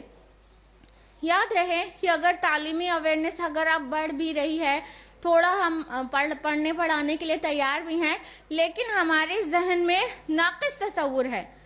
ہم سوچتے ہیں کہ اچھا ٹھیک ہے, ہم لوگوں نے تو اتنا اعلیٰ تعلیم نہیں حاصل کی, تو چلو اپنی اولاد کو دیتے ہیں. تو کیا دیتے ہیں؟ ناقص, ادھوری ایجوکیشن دیتے ہیں. کیا دے رہے ہیں کہ ہم صرف انگلش میڈیم اسکول میں ڈال دیتے ہیں, اور وہاں پر وہ عصری علوم تو حاصل کر رہا ہے, لیکن قرآن اور سنت سے بالکل ان اویئر ہے. یہ بہت بڑی مصیبت کی بات ہے کہ یا تو ہم ایسا قرآن کا حفظ اور ناظرہ کروا دیتے ہیں تو ماڈرن ورلڈ سے ان اویئر رکھتے ہیں بچے کو, اور یا تو ہم ماڈرن ایرا کی جو کنٹمپریری ایجوکیشن ہے وہ دیتے ہیں, تو پھر قرآن و سنت سے بالکل غافل رہنے دیتے ہیں. یہ ناقص تصور ہے. اللہ کے رسول نے جس علم کا آرڈر دیا کہ طلب العلم فریضۃ علی کل مسلم, علم حاصل کرنا ہر مسلمان کے لیے فرض ہے, اس میں علم کا کوئی ٹائپ نہیں بیان کیا گیا. علم دین, علم دنیا جیسا کوئی بائیفرکیشن نہیں ہے اسلام میں. آپ اچھی طرح سے سمجھ لیجئے, علم دین جیسی کوئی اصطلاح قرآن اور حدیث میں موجود نہیں ہے, علم دنیا جیسی کوئی اصطلاح قرآن حدیث میں موجود نہیں ہے, بلکہ جو اسلامی اصطلاح ہے وہ علم النافع کی ہے, نفع بخش علم. تو وہ علم دینا چاہیے جو نفع بخش ہو, خواہ دنیا میں ہو خواہ آخرت میں ہو, اور دونوں کا کمبینیشن ہونا چاہیے تاکہ دنیا میں بھی سروائیو کر سکے بچہ ہمارا, اور آخرت میں بھی سروائیول پاسبل ہو, تاکہ وہ دونوں جگہ کامیاب ہو سکے. تو ایسے علم کو دینے کی ضرورت ہے. اسلام ہرگز یہ نہیں کہتا کہ مصلی بچھا کر بس خالی قرآن پڑھو اور قرآن کا ناظرہ کرو اور قرآن کا حفظ کرو, قرآن کو سمجھو ہی مت, یہ اس طرح کا علم حاصل کرو. نہ قرآن یہ مطالبہ کرتا ہے, اسلام مطالبہ کرتا ہے, اور نہ یہ کہتا ہے کہ تم سائنس اور کمپیوٹر جانو اور قرآن سے ناواقف رہو. نہیں, بلکہ علم کی ایسی ضرورت ہے جو ماڈرن ایرا کو بھی بالکل سوٹ کرتا ہو, کمپیٹیبلٹی ہو. اس ایرا میں جو ہمیں تعلیم کی ضرورت ہے وہ بھی بچوں کو ہم دیں, یعنی سائنس ٹیکنالوجی کے لیے بھی بچوں کو اویئر کرائیں, وہ بھی ایجوکیشن دیں, اور ساتھ میں ان کو قرآن اور سنت کا بھی باقاعدہ علم کا انتظام کریں. آپ یاد رکھیے گا کہ قرآن اور سنت یہ سب سے اوپر ہے علم حاصل کرنے میں. قرآن کا علم سب سے اوپر ہے, دیں گے سبھی, لیکن سب سے اوپر قرآن کا علم ہونا چاہیے, سب سے زیادہ فوکس اس پہ ہونا چاہیے, کیونکہ اللہ کے رسول صلی اللہ علیہ وسلم کی حدیث ہے, صحیح بخاری جلد نمبر 5 حدیث نمبر 545 میں درج ہے. اللہ کے رسول نے فرمایا کہ خیرکم من تعلم القرآن وعلمہ, تم میں سے بہترین انسان وہ ہے جو قرآن سیکھے اور سکھائے. تو قرآن سیکھنے والا اور سکھانے والا, student and teacher of the Quran, they are the best, سب سے اچھے لوگ ہیں اللہ کی نظر میں, اللہ کے رسول کی نظر میں صلی اللہ علیہ وسلم. تو یوں ہم قرآن کے علم کو سب سے اوپر رکھیں گے, سب سے ضروری جو علم ہے وہ قرآن کا, لیکن جو کنٹمپریری ایجوکیشن ہے اس کو بھی بھولنے کی ضرورت نہیں ہے. ہر وہ علم جو نفع بخش ہو, جو اللہ کے قریب لے جاتا ہو, جو دنیا میں کامیاب کرتا ہو آخرت میں کامیاب کرتا ہو, سبھی دینے کی ضرورت ہے. آج ہم اپنے بچوں کو ان اویئرنیس میں کئی ایسے انگلش میڈیم اسکولز میں بھیج رہے ہیں جو شرک سکھاتے ہیں, جہاں پر کرسچن مشنری اسکولز میں بڑے شوق سے بچوں کو بھیجا جاتا ہے, جبکہ وہاں صبح کی شروعات شرک سے ہوتی ہے. ان کی کبھی پریئر بک اٹھا کر دیکھیے, آپ کے بچے انگلش میڈیم اسکول میں پڑھتے ہوں, اگر وہ اسکول کرسچن مشنری اسکول ہے تو ان کی پریئر بک اٹھا کر دیکھیے, اس میں کیسے شرکیہ الفاظ ہوتے ہیں. مثال کے طور پر لیڈ اس ہیونلی فادر, لیڈرز, یہ صبح صبح ہمارا بچہ پڑھتا ہے, اللہ تعالیٰ کو فادر کہہ رہا ہے. معاذ اللہ, ہم نے اسے کیا ہی اچھا ہوتا کہ یہ سکھایا ہوتا لم یلد ولم یولد, نہ کسی سے جنا ہوا نہ کسی کو جنا. سورہ اخلاص سورہ نمبر 112 آیت نمبر 3. تو یوں ہم اپنے بچوں کو سے صبح صبح شرک کرواتے ہیں, شرک, یہی ناقص ایجوکیشن کے تصور پہ. تو ایسی نہ جانے کتنے الفاظ ہیں, نہ جانے کتنی چیزیں ہیں جو بچے کرسچن مشنری اسکولز میں پڑھتے ہیں, اور صبح کی شروعات ان کی شرک سے ہوتی ہے. ہم کیا پروس رہے ہیں اپنے بچوں کو اور کیا جواب دیں گے اپنے رب کے حضور جب کھڑے ہوں گے. تو ہمیں ضرورت ہے بہترین کمبینیشن والا علم دینے کی.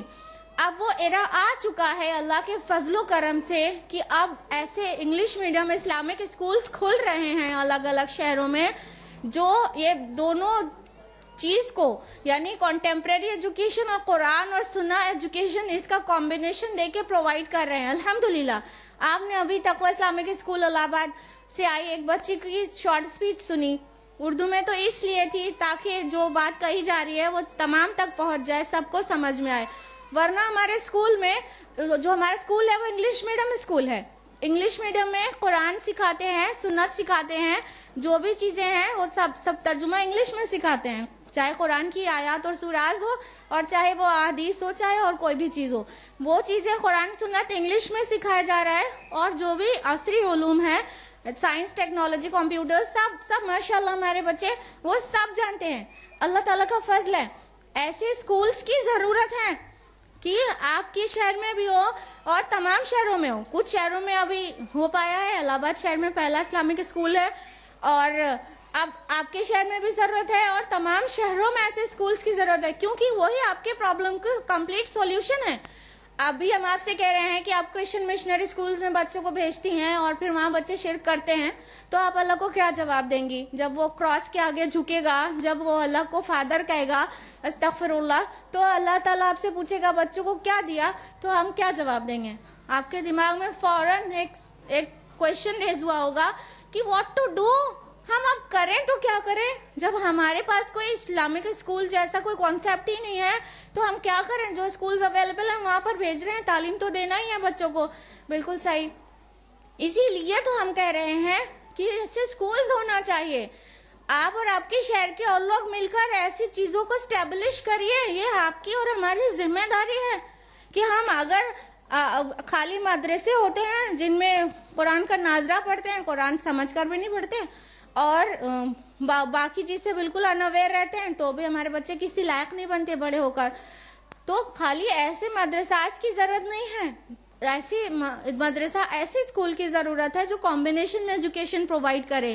تو اس کے لیے آپ بہت سیریس ہو جائیے اور بہت تیار ہو جائیے کہ آپ جو کچھ بھی کر سکتے ہو اس فیلڈ میں کرنے کی ضرورت ہے. سب کوئی اور کر کے دے دے اور ہم فائدہ اٹھا لیں, یہ تو کوئی عقل مندی کی بات نہیں ہوئی. سبھی لوگ یہی سوچیں تو کوئی بھی بگن نہیں کرے گا.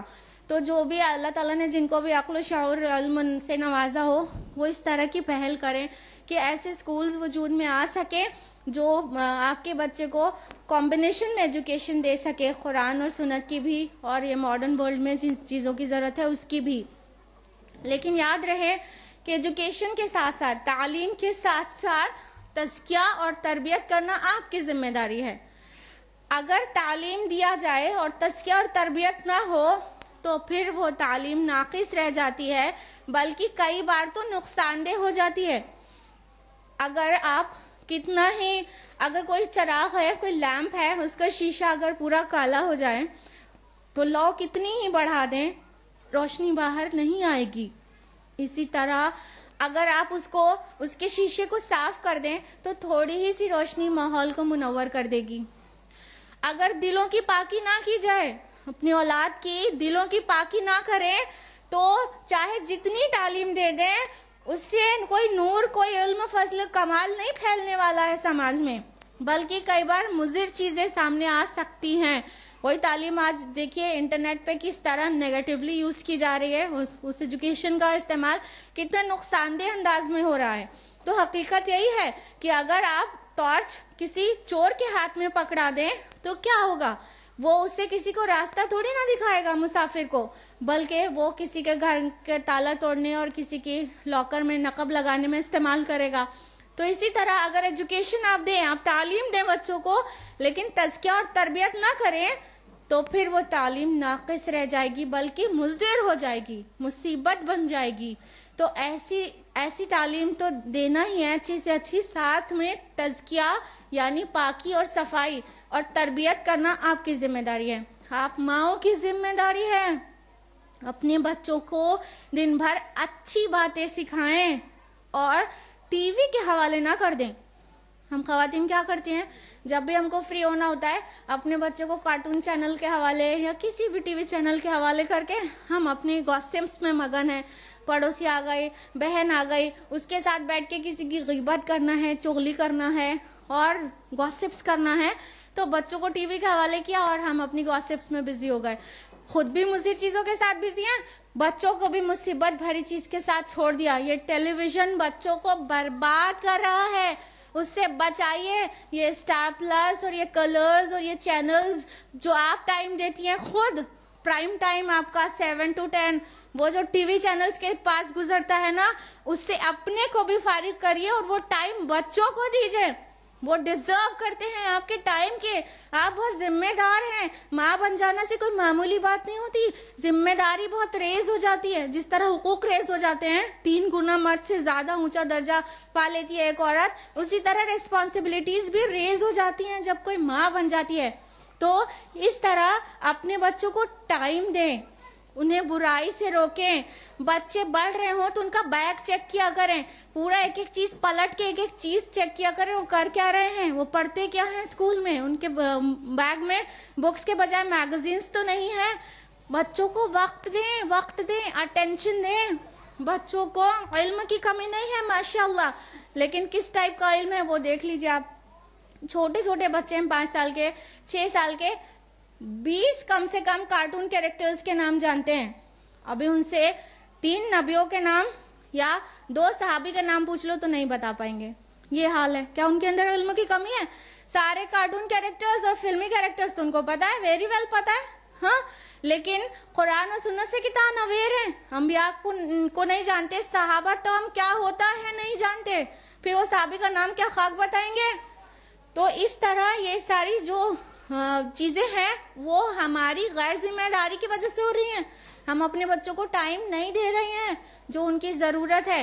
تو ان کو معاشرتی آداب سکھائیں, کھانے پینے سونے جاگنے کے آداب سکھائیں, انہیں اللہ تعالیٰ کی طرف بلائیں, انہیں اللہ تعالیٰ کا خوف دلائیں, اللہ سے محبت دلائیں, انہیں ایسی تربیت دیں, ایسا ان کا تزکیہ کریں کہ وہ بالکل رب سے راضی ہو جائے اور اس کا خوف اور امید کا بہترین بیلنس اس کے اندر مینٹین ہو جائے.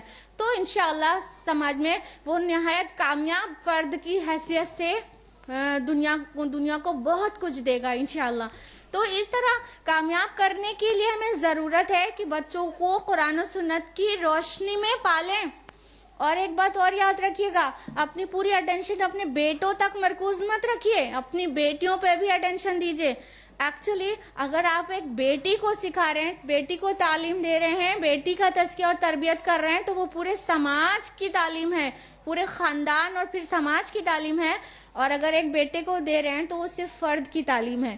بیٹا اپنے تک رکھتا ہے, بیٹی بڑے ہو کے ماں بنتی ہے, پھر وہ اپنے بچوں میں, پھر وہ اپنے بچوں میں, اس طرح سے کتنا ملٹی پلائی ہوتا ہے. تو اپنی بیٹیوں پہ بھی اسپیشل اٹینشن دیں. اللہ کے رسول بہت تاکیدی حکم کیا تھا بیٹیوں کی تعلیم اور تربیت کا.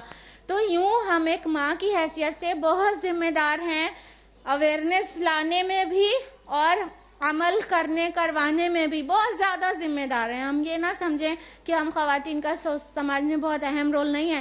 سب سے زیادہ امپورٹنٹ رول تو ہمارا ہی ہے ایک ماں کی حیثیت سے, کیونکہ جو عورت کی گود ہوتی ہے وہ سب سے پہلا اسکول, فرسٹ مدرسہ, پہلا مدرسہ ہوتا ہے. تو جو آپ کی گود میں پرورش کردہ بچے ہیں وہی تو باہر جا کر سٹیزن بنتے ہیں. تو ہم بہت زیادہ ذمہ دار ہیں ایک ماں کی حیثیت سے. اس کے بعد باری آتی ہے ایک بیوی کی حیثیت سے ہماری ذمہ داریوں کی, کہ ہم ایک بیوی کی حیثیت سے کیا کر سکتے ہیں. تو یہ یاد رکھیں کہ ہم ایک بیوی کی حیثیت سے سیکنڈ موسٹ انفلوئنشل ہیں اپنے ہسبینڈس کے لیے. سب سے زیادہ انفلوئنشل تو ماں ہی ہوتی ہے آفٹر آل, لیکن بیوی بھی کم انفلوئنشل, کم متاثر کرنے والی نہیں ہوتی ہے. ہم یہ نہ کہیں کہ ہمارے شوہر ہمارے سنتے ہی نہیں, ارے ان کو میری کیا امپورٹنس ہے, ارے وہ میری بات نہیں مانتے, ارے میری بات کا اثر نہیں ہوتا ان کے اوپر, ہم کچھ نہیں کر سکتے ان کے لیے.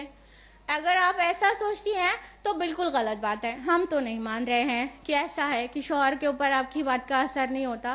خوب اثر ہوتا ہے, خوب اثر ہوتا ہے. ہم قرآن کی روشنی میں آپ کو بتا رہے ہیں. سورہ قصص پڑھیے, سورہ نمبر 28 آیت نمبر 9 میں फिरौन जो था कितना जालिम बादशाह था ना, उसकी बीवी किस तरह से फिरौन को इन्फ्लुएंस कर लेती है। फिरौन जितने भी बनी इसराइल से बेटे हो रहे थे उनको कत्ल करवा रहा था और बेटियों को छोड़ देता था। और एक बनी इसराइल का बच्चा उसके महल तक पहुंच जाता है। और याद रखिएगा कि वो क्लियर था कि वो बनी इसराइल का ही है, ऐसा नहीं कि किप्ती जान के उसे छोड़ दिया गया था, वो बनी इसराइल का ही था। लेकिन फिरौन की बीवी जो आसिया थी उसने अपने शौहर से कहा कि इसे कत्ल मत करो, इसे हो सकता है ये बड़ा होकर हमें कोई फायदा पहुंचाए और मेरे और तुम्हारी आंखों की ठंडक है, हो सकता है ये हमें फायदा पहुंचाए या हम इससे बेटा ही बना ले। आसिया ने कहा सूरह क़सस में। फिरौन मान गया।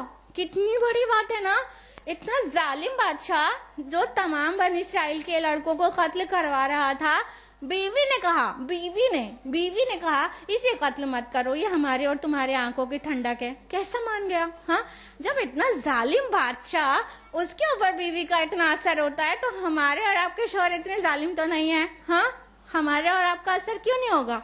बिल्कुल होता है, 100% हम इस बात को कह सकते हैं, सही तरीके से कही गई बात का असर होता है।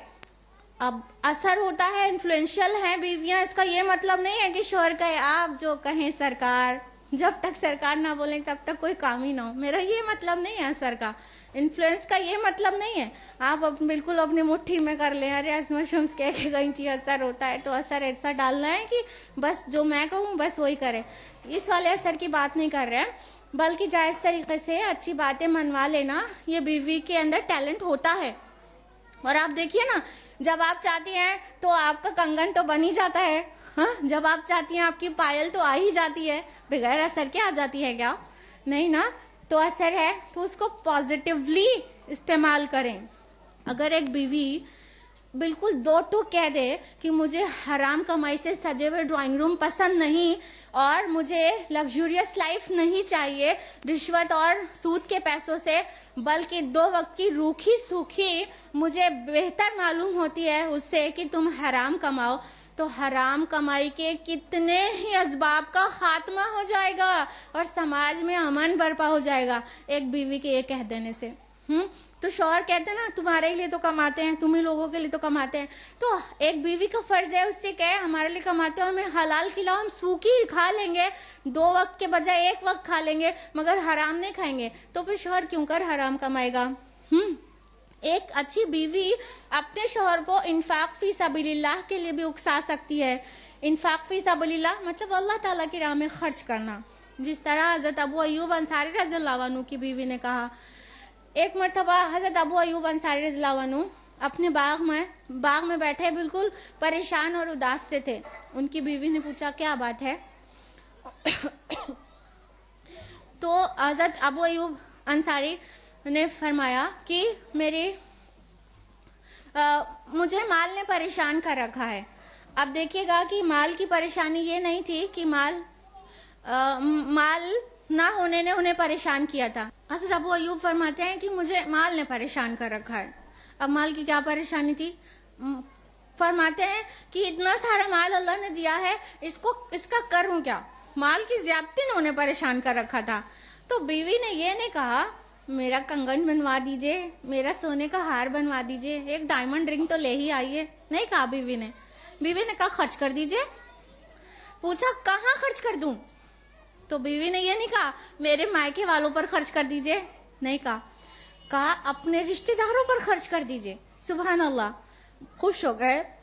जाते हैं 30,000 दिरहम एक दिन में अपने रिश्तेदारों पर खर्च करके वापस आ जाते हैं।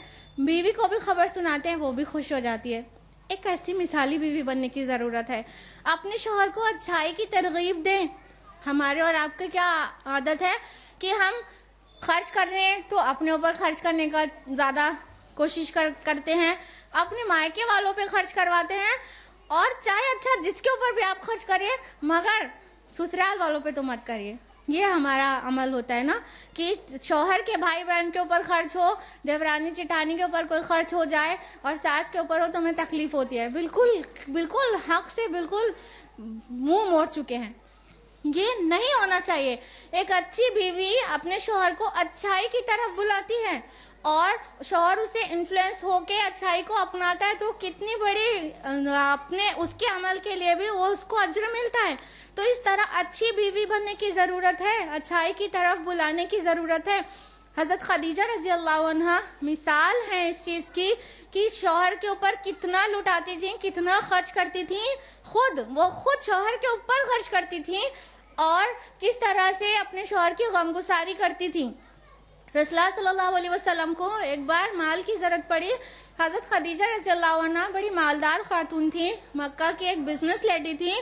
انہوں نے اپنے مال کا ڈھیر لگا دیا جس میں ایک ہیومن ہائٹ پورا چھپ جائے, اتنا ڈھیر لگا دیا اور مکہ کی تمام لوگوں کو, خاص لوگوں کو بلا کر کہا کہ دیکھو فلاں ابن فلاں, فلاں ابن فلاں, میں اپنا پورا مال اپنی رضا سے محمد کے نام کرتی ہوں صلی اللہ علیہ وسلم. جب بھی رسول اللہ صلی اللہ علیہ وسلم کو خیر کے کاموں کے لیے مال کی ضرورت ہوتی تو ان کی بیوی نچھاور کر دیتی, اور جب بھی رسول اللہ صلی اللہ علیہ وسلم کو کوئی بھی پریشانی, کوئی بھی غم ہوتا تو اس طرح سے غم گساری کرتی کہ وہ تو تاریخی الفاظ بن گئے. جب رسول اللہ صلی اللہ علیہ وسلم غار حرا میں پہلی وحی ریسیو کر کے لوٹے تو آپ نہایت خوفزدہ تھے. آپ نے آ کر گھر میں کہا زملونی, مجھے کمبل اڑا دو, مجھے کمبل اڑا دو. گھر والوں نے کمبل اڑا دیا. جب آپ کا خوف کچھ کنٹرول ہوا تو آپ صلی اللہ علیہ وسلم نے فرمایا کہ مجھے اپنی جان کا خطرہ ہے. تو حضرت خدیجہ رضی اللہ عنہا کے جو الفاظ ہیں وہ تاریخی ہیں. درج ہے صحیح بخاری جلد نمبر 1 کتاب الوحی باب نمبر 1 حدیث نمبر 3 میں. حضرت خدیجہ نے فرمایا ہرگز نہیں, اللہ کی قسم, اللہ آپ کو کبھی رسوا نہیں کرے گا.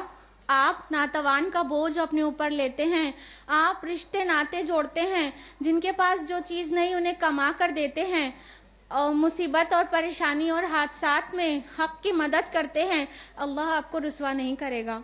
اس طرح ایک بیوی کی غمگساری والے الفاظ اس طرح سے رسول اللہ صلی اللہ علیہ وسلم کے اوپر اثر کرتے ہیں کہ آپ کا غم جاتا رہتا ہے. اور حضرت خدیجہ رضی اللہ عنہا اس کے بعد آپ صلی اللہ علیہ وسلم کو لے کر اپنے کزن کے پاس, ورقہ بن نوفل کے پاس جاتی ہیں.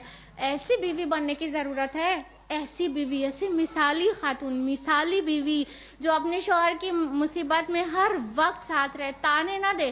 ہم نے کہا تھا نا ایسے کیوں کیا, اب نہیں کرنا تھا, اب کیا ہے تو اب بھگتیے. ہم لوگوں کا یہ طرز عمل ہوتا ہے نا. جب بھی شوہر مصیبت میں ہوتا ہے ہم 2-4 تانوں سے اس کی مصیبت اور بڑھا دیتے ہیں. پھر وہ شام کو دیر سے گھر آتا ہے تو کہتے ہیں آپ کے پاس تو ہمارے لیے ٹائم ہی نہیں ہے. ارے جب ہم اس کی غمگساری نہیں کر سکتے, جب ہم اس کے پاس ہوتے ہیں تو اسے کوئی راحت نہیں ملتی, تو کیوں کر جلدی آئے گا گھر میں. تو ہم ایسی بیوی نہ بنے, ایسی احمق بیوی نہ بنے, بلکہ اپنے شوہر کو کی پریشانی میں اس کے پوری طرح سپورٹر بنے, اس کا سہارا بنے. اور پھر جب ہم سہارا بنیں گے نا تو پھر کوئی بھی اچھی بات کہیں گے سب مانے گا, انشاءاللہ سب مانے گا. تو جب ہم اسے سپورٹ دیتے ہیں تو شوہر کا بھی دل بڑا ہوتا ہے, اس کو اپنی بیوی کی ویلیو بڑھ جاتی ہے, تو پھر ساری باتیں مانتا ہے. پھر اچھی جتنی باتیں ہیں سب منوا لیجئے, ایک بار اس کو سہارا دیجئے, محبت دیجئے, اور پھر ساری اچھائی کی طرف اسے بلائیے. اگر جو بھی بری عادتیں ہوں اس سے بچائیے, گندی لتوں سے بچائیے. قرآن و سنت پڑھائیے, سیکھیے, سکھائیے. ساتھ میں ایک اچھا سا گھر میں ماحول پیدا ہو قرآن سیکھنے سکھانے کا, تعلیم و تربیت کا, تو بہترین سا گھر کا ماحول ہو جائے گا. اس طرح سے ایک شوہر کو ایک بیوی سے بہت کچھ مل جائے گا, بہت کچھ مل جائے گا. تو اس طرح اپنی ذمہ داری کو اچھی طرح سے سمجھنے کی ضرورت ہے. اور ایک بہن کی حیثیت سے بھی ہم کم انفلوئنشیل نہیں ہوتے, ہم بہن کی حیثیت سے بھی بھائیوں کے اوپر کام کر سکتے ہیں. اور حضرت عمر رضی اللہ عنہ کا قبول اسلام کا واقعہ آپ کو غالباً پتہ ہوگا کہ حضرت عمر رضی اللہ عنہ رسول اللہ صلی اللہ علیہ وسلم کے خون کے پیاسے ہو رہے تھے. جب اسلام قبول نہیں کیا تھا, خون کے پیاسے ہو رہے تھے, اور کسی نے ان کا مائنڈ ڈائیورٹ کرنے کے لیے کہہ دیا کہ ارے رسول اللہ کو تو بعد میں پوچھنا, تمہارے گھر میں دیکھو تمہاری بہنوئی ایمان لا چکے ہیں. تو بالکل بے تحاشا غصے کی حالت میں اپنی بہنوئی کے اوپر جا کر پل پڑے, یہاں تک کہ چوٹ جو ہے ان کی بہن کو بھی آ گئی اور خون نکلنے لگا. تو اس کے بعد جو ان کی بہن تھی فاطمہ بنت خطاب رضی اللہ عنہا, انہوں نے کہہ دیا کہ اے عمر اب جو کرتے بنے کر لے, میں تو محمد پر ایمان لا چکی. وہ اتنا حیران ہو گئے کہ ایک عورت اتنی زیادہ ہمت والی کیسے ہو گئی, کس قدر حوصلہ اس کے اندر آ گیا, یہ کیا چیز ہے جس نے اس کو اتنا مطلب وہ بے خوف بنا دیا ہے. حضرت عمر رضی اللہ عنہ کو وہ سٹیٹمنٹ کا اتنا انفلوئنس ہوا کہ وہ جاتے ہیں دربار نبوی میں اور جا کر پڑھ دیتے ہیں شہادت اشہد اللہ الہ الا اللہ و اشہد ان محمد عبدہ و رسولہ. اس طرح ایک بہن اپنے بھائی کے لیے حق کی طرف, ہدایت کی طرف آنے کا ذریعہ بن گئی. ایسی بہنیں بنے, اپنے بھائی کو حق کی طرف بلائیے اور ان کے ساتھ قرآن کا اور سنت کو شیئر کریے, اچھی باتیں اسے بتائیے اور اس کی اچھی باتیں خود سیکھیے. ایسا بھی تو ہو سکتا ہے, انٹرنیٹ پہ اب دیکھو کہ جو بھائی بہن ہیں سب کے سب فیس بک پہ لگے ہوئے ہیں, ایبسرڈ پوسٹ ادھر ادھر کر رہے ہیں. ارے کوئی اسلامک پوسٹ بھی تو ہو سکتا ہے نا, تو اچھی چیزیں ادھر ادھر فارورڈ کرنے کی ضرورت ہے. ایس ایم ایس کھیل رہے ہیں, کیا ایس ایم ایس ایک دم ایبسرڈ چیزیں, عجیب چیزیں, بس ہنسی مذاق والی چیزیں اور بیہودہ چیزیں بھی, ایون وہ چیزیں ادھر سے ادھر ہو رہی ہیں. وہی بھائی بہن کوئی اچھی اچھی چیزیں فارورڈ کریں ایس ایم ایس کے ذریعے بھی, تو اس طرح سے بہنیں اپنے بھائی کو بھی اچھی چیزیں سکھا سکتی ہیں. اور ایک بیٹی کی حیثیت سے بھی کافی اثر رکھتی ہے ایک عورت, ایک لڑکی اپنے والد کے اوپر, کیونکہ عام طور پر والد کے اوپر بیٹی کا بہت اثر رہتا ہے. جو چیز بیٹے سے نہیں مانتے بیٹی سے مان جاتے ہیں. والد لوگ بیٹی کی بات نہیں ٹال پاتے ہیں, تو بیٹی نے کہہ دیا ہے تو ابھی کرنا ہے. تو کتنے گولڈن چانس ہے بیٹیوں کے پاس کہ وہ اگر والد گٹکا کھاتا ہو تو اس سے چھڑانے کی ریکویسٹ کرے, اگر والد کو رشوت کی لت لگ گئی ہے تو اس سے روکے اپنے فادر کو. تو جو بھی بری چیز کی تمباکو اور سگریٹ کی لت ہے تو اس سے بیٹیاں اکثر ہی بچا سکتی ہیں. تو اچھی چیزوں کے لیے اپنے والد کو بھی کہنے کی ضرورت ہے. والد پہ بیٹی کا بہت اثر ہوتا ہے, تو ہم بیٹی کی حیثیت سے بھی بہت کچھ دے سکتے ہیں سماج کو, اپنے والد کو سدھار کے انہیں نماز کی عادت ڈلوائیں. اگر آج یہ ہو چکا ہے کہ اولاد جو ہے, بیٹیاں بیٹے نمازیں پڑھ رہے ہیں, اب والدین نہیں پڑھ رہے ہیں, اب یہ تھوڑا سا چینج آ رہا ہے. تو جب بیٹیوں سے ہم کہنا چاہیں گے کہ اپنے ابو کو نماز کی طرف بلاؤ, ان سے خالی فرمائشیں نہ کیا کرو کہ میک ڈونلڈس گھما دیجئے تو شاپنگ کرا دیجئے, اس کے علاوہ کچھ اچھی چیزوں کے لیے بھی انہیں کہا کریے, ان سے ریکویسٹ کیا کریے, پورے اخلاق سے, پورے عزت اور احترام کا خیال رکھتے ہوئے اچھائی کی طرف بلائیے. تو یوں ہم گھر کے اندر رہ کے اپنی خانگی ذمہ داریوں میں 4 رول میں ڈفرینٹ طرح سے سماج کو بہت کچھ دے سکتے ہیں, بہت ساری برائیاں مٹا سکتے ہیں گھر کے اندر رہ کے ان 4 رولز میں. لیکن ہماری ذمہ داریاں یہیں پہ ختم نہیں ہو جاتی کہ ہم صرف گھر کے اندر ہی رہ کے کام کریں, بلکہ ہماری کچھ معاشرتی ذمہ داریاں بھی ہیں, ہماری کچھ ملی ذمہ داریاں بھی ہیں. تو اب ہمیں ضرورت ہے نہ صرف گھر میں رہ کے, بلکہ جس سے ممکن ہو سکے گھر کی ساری چیز مینج کرتے ہوئے باہر جا کر بھی سماج میں اچھائیوں کو پھیلائے. سب سے جو امپورٹنٹ رول ہے ایک عورت کا, وہ ہے تعلیم کے متعلق اس کی ذمہ داریاں. گھر کے اندر تو اپنی اولاد کو تعلیم و تربیت دے گی, لیکن باہر جا کر بھی اسے کرنا ہی ہوگا. یہ بات ہم یوں ہی نہیں کہہ رہے ہیں, بلکہ ہمارے پاس پروفز ہیں بہت سارے کہ ہم باہر جا کر بھی علم و تعلم کا کام کر سکتے ہیں, ایجوکیشن دے سکتے ہیں. پہلی بات تو عورت کو تعلیم دینے کا کام سب سے زیادہ امپورٹنٹ ہے, اس لیے کہ جو بیسک ایجوکیشن ہوتی ہے, پرائمری ایجوکیشن, اس میں ایک عورت ہی اچھی طرح سے رزلٹ دے سکتی ہے. ایک مرد اتنے چھوٹے بچوں کو اچھی طرح سے ڈیل نہیں کر سکتا ہے. جو بھی لوگ ایجوکیشن سے جڑے ہوئے ہیں وہ ضرور اس بات کی تائید کریں گے کہ, اور ہم خود چونکہ تقوی اسلامک اسکول میں ایک پرنسپل کی حیثیت سے ہم سرو کر رہے ہیں, پرائمری ایجوکیشن میں ایک فیمیل ٹیچر جو بچوں کو, چھوٹے بچوں کو جس طرح ڈیل کر سکتی ہے وہ میل ٹیچر نہیں کر پاتے ہیں. یہ بات ہم اپنے ایکسپیرینس سے بول رہے ہیں, اور امید کرتے ہیں کہ ہماری بہن ڈاکٹر ناہید بھی اس بات کو پوری طرح سے تائید کریں گی ہماری, کہ چھوٹے بچوں کو ڈیل کرنا फीमेल टीचर का ही काम है, क्योंकि एक औरत के अंदर अल्लाह ताला ने ऐसी ममता और ऐसी मोहब्बत दी होती है कि वो बच्चों से इरिटेट नहीं होती आमतौर पर। लेकिन मर्द बच्चों, छोटे बच्चों की साइकोलॉजी को जल्दी से समझ ही नहीं पाते, जिसकी वजह से एक मर्द जो मेल टीचर्स बने तो अच्छे मेल टीचर्स बन ही नहीं सकते हैं, वो अच्छे टीचर्स छोटे बच्चों के लिए नहीं बन सकते हैं। इसलिए ये जो पूरा महकमा है, ये पूरा डिपार्टमेंट है, ये औरतों का ही है। तो एक औरत आला तालीम हासिल करे और फिर वो बच्चों को एजुकेशन दे, ये भी हमारी जिम्मेदारी है। अगर हमारे पास फीमेल टीचर्स नहीं होंगी तो किस तरह से ये उम्मत के नौनिहाल किस तरह से तालीम और तरबियत पाएंगे फिर स्कूल में। तो इस तरह हम खवातीन अच्छी तालीम हासिल करके एजुकेशन फील्ड में जाएं और वहाँ पे सर्विसेज दें।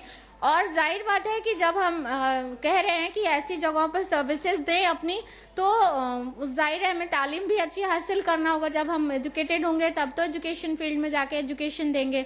तो अच्छी तालीम हासिल करना हमारे लिए भी फर्ज है, हमारे लिए भी ज़रूरी है कि हम अच्छी से अच्छी तालीम हासिल करें। और हम इस बात को सबूत के साथ कहना चाहते हैं कि इस्लाम हरगिज़ आला तालीम से, असरी उलूम से, कॉन्टेम्प्रेरी एजुकेशन से भी नहीं रोकता है। बहुत सारी मिसालें हैं। मिसाल के तौर पर जब इस्लाम आया वहाँ अरब में, तो अहले हिजाज ने, वहाँ के लोगों ने कुछ ही दिन पहले जो है नया फन सीखा था किताबत का, यानी राइटिंग जो सीखी थी वो चंद लोग ही जानते थे। और तुलुए इस्लाम के वक्त सिर्फ 15 और एक रिवायत में 24 लोग राइटिंग जानते थे। ऐसे टाइम पर जब एक असरी इल्म आया है, राइटिंग का फन आया है अरब में, हिजाज के अंदर, उस वक्त अल्लाह के रसूल ने खवातीन को भी वो इल्म सीखने के लिए कहा। और कई खवातीन थी जो राइटिंग सीखना जान गई थी, जबकि मुट्ठी भर लिखने वाले उस वक्त मौजूद थे। उसमें जो नाम आते हैं सीरत की किताबों में, वो उनमें है शिफा बिन्त अब्दुल्ला, उम्मुल मोमिनीन हज़रत हफ्सा, करीमा बिन्त साद, आयशा बिन्त मिक़दाद रज़ियल्लाहु अन्हुन्ना। ये तमाम खवातीन राइटिंग फन सीख गई थी। बिल्कुल अभी एक मॉडर्न एजुकेशन इंट्रोड्यूस हो रही है, उस वक्त खवातीन को भी वो चीज़ सिखाया गया। तो इस तरह से असरी उलूम यानी मॉडर्न एजुकेशन को गेन करना ना सिर्फ इस्लाम परमिट करता है, बल्कि इसको प्रिफर करता है, ना सिर्फ मर्दों के लिए बल्कि औरतों को भी सिखाने के लिए बोलता है। तो राइटिंग उस वक्त, किताबत उस वक्त नया फन था, खवातीन को भी सिखाया गया। आज जो भी साइंस टेक्नोलॉजी है और मेडिकल एजुकेशन है, वो अब आज के दौर की ज़रूरत है, तो उस फील्ड में भी जाने की ज़रूरत है। अगर हमारे पास टीचर्स होना चाहिए, बीटीसी, बीएड और एलटी टीचर्स होना चाहिए, तो वहीं हमारे पास मेडिकल डॉक्टर्स भी तो होना चाहिए। हमें फीमेल डॉक्टर्स की भी तो ज़रूरत है। तो इस तरह हम जब तक मेडिकल एजुकेशन गेन नहीं करेंगे तब तक फीमेल डॉक्टर्स हमारे समाज में कैसे होंगी। और हमें से सभी खातून फीमेल गायनेकोलॉजिस्ट के पास जाना चाहती है। तो जब हम फीमेल डॉक्टर से को दिखाना चाहते हैं तो हमारे समाज में फीमेल डॉक्टर्स होना भी तो चाहिए। तो अब इल्म हासिल करने की ज़रूरत है, मेडिकल का भी इल्म हो और इंजीनियरिंग का भी हो, हर तरह की चीज़ें हमारे मुस्लिम समाज में भी होना चाहिए। हमारे शहर इलाहाबाद में एक डॉक्टर हैं जो अपने आप में मिसाल है। हमारे शहर में भी चीज़ें कॉमन नहीं है, लेकिन अब शुरू हो गई अल्हम्दुलिल्लाह। डॉक्टर ज़ेबा बारी उनका नाम है और वो एक एमएस डॉक्टर हैं। वो सर्जरी की एक्सपर्ट्स हैं, थाउजेंड्स ऑफ सर्जरीज कर चुकी हैं, कई हज़ार सर्जरीज कर चुकी हैं माशाअल्लाह। डॉक्टर हैं, हिजाब में रहती हैं, चेहरा कवर करती हैं और इस तरह से अपने पेशेंट्स से बात करती हैं, फुल टाइम फेस कवर करके, सुभान अल्लाह। और कुरान सुन्नत से वाकिफ हैं। और ना सिर्फ इतना कि वो अपने डॉक्टर वाले प्रोफेशन पे लोगों का फ़ायदा कर रही हैं, बल्कि वो लोगों को, ख़वातीन को कॉन्ट्रासेप्शन के अगेंस्ट भी काउंसलिंग करती हैं। एमटीपी यानी मेडिकल टर्मिनेशन ऑफ प्रेगनेंसी, जिसको आप अबॉर्शन नाम से जानते हैं, उसके अगेंस्ट काउंसलिंग करती हैं लोगों की। तो सोचिए, एक आम औरत अगर कहेगी, एक मुस्लिमा, वो कहेगी कॉन्ट्रासेप्शन यूज़ मत करो, और वो कहेगी कि अबॉर्शन मत कराओ, तो आसानी से समझ में नहीं आएगा। लेकिन जब एक मेडिकल डॉक्टर कहेगी कि ये मत कराओ, ये हेल्थ के लिए इंजूरियस है और अल्लाह ताला की नाफरमानी है, तो ज़्यादा समझ में आएगा। इस तरह हम कितनी आसानी से हायर एजुकेशन गेन करने के बाद दीन के काम को कितने बेहतर तरीके से कर सकते हैं। تو اس طرح کی کئی ہم گرلز اور لیڈیز کو جانتے ہیں شہر ممبئی میں اور دہلی میں، علی گڑھ مسلم یونیورسٹی میں، جو ماشاءاللہ پورے حدود و قیود میں رہ کر، اسلامی حجاب میں رہ کر، اللہ کی حدوں کے اندر رہ کر اچھی سے اچھی تعلیم حاصل کر رہی ہیں، اور کئی ایسے میڈیکل ڈاکٹرز کو بھی جانتے ہیں جو پریکٹس کر رہی ہیں، عمل کر رہی ہیں ماشاءاللہ، اور اسلام پہ بھی عمل کر رہی ہیں اور اپنے میڈیکل پروفیشن پہ بھی پریکٹس کر رہی ہیں. تو ایسی ڈاکٹرز اور ایسے انجینئرز کی ضرورت ہے. ہمارے پاس ایک ایسی بھی انجینئر موجود ہے جو ماشاءاللہ وہ ایک انجینئرنگ کالج میں لیکچرر ہے، اور وہاں پر اسلام کو ریپرزینٹ کرتی ہے. کوئی پروگرام ہوتا ہے تو وہ اسلام کے ٹاپکس پہ لیکچرز کر ڈالتی ہے اور اسلام کی بہترین ریپرزینٹیٹیو بنی ہوئی ہے. تو ایسے مقامات پہ عورت کو جانے کی ضرورت ہے. جب وہ اعلیٰ تعلیم حاصل کرے گی تب تو ہائر لیول پر اسلام کو پریزنٹ کر سکے گی. بہت زیادہ ضرورت ہے کہ ہم اچھی سے اچھی تعلیم حاصل کریں اور پھر انٹلیکچوئل لیول پر انٹلیکچوئلز کو دعوت دیں. جو ذہین لوگ ہوتے ہیں ذہینوں کی بات ہی سنتے ہیں، گوار لوگوں کی بات نہیں سنتے ہیں. تو اس لیے اچھا کام کرنے کے لیے، بہتر کام کرنے کے لیے ہم کو اچھی تعلیم کی بھی ضرورت ہے.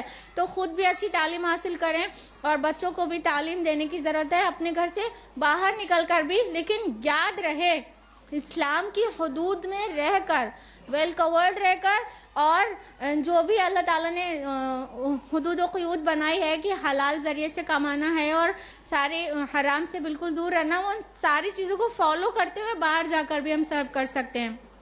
تو ایک تو ہماری یہ اہم ذمہ داری ہو گئی. دوسری ہماری دعوتی ذمہ داری بہت اہم ہے، اور اس کے لیے ہم جس طرح خیر امہ صرف مرد نہیں ہے، امت میں مرد عورت سب آ گئے، تو ہم عورتوں کی بھی یہ ذمہ داری ہے کہ دعوت کا کام کریں، لوگوں کو حق کی طرف بلائیں، برائی سے روکیں. جو لوگ ہمارے پڑوسی ہیں، جو ہمارے فرینڈز ہیں، جو نان مسلمز ہیں، جو نہیں جانتے اللہ ایک ہے، جو نہیں اویئر ہیں کہ قرآن اللہ کا کلام ہے، وہ ہم سے جب روز آخرت پوچھیں گے کہ آپ نے ہم کو یہ بات کیوں نہیں بتائی، تو ہم کیا جواب دیں گے؟ جلدی بتائیے. کوئی تیاری ہے کیا جواب دے پانے کی کہ ہم نے اس لیے اسلام کو آپ سے چھپائے رکھا؟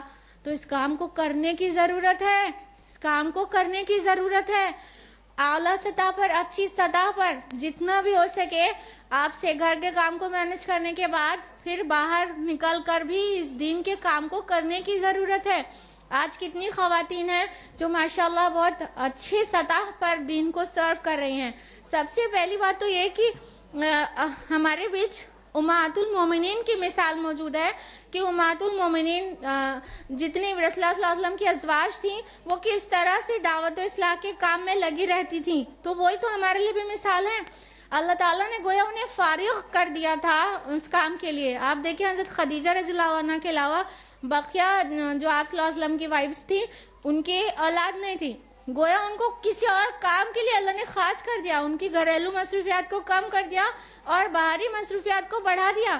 تو اللہ تعالیٰ نے فرمایا سورہ احزاب سورہ نمبر 33 آیت نمبر 32 میں، یا نساء النبی لستن کاحد من النساء، اے نبی کی بیویوں تم عام عورتوں کی طرح نہیں ہو. ان کو خاص کر دیا.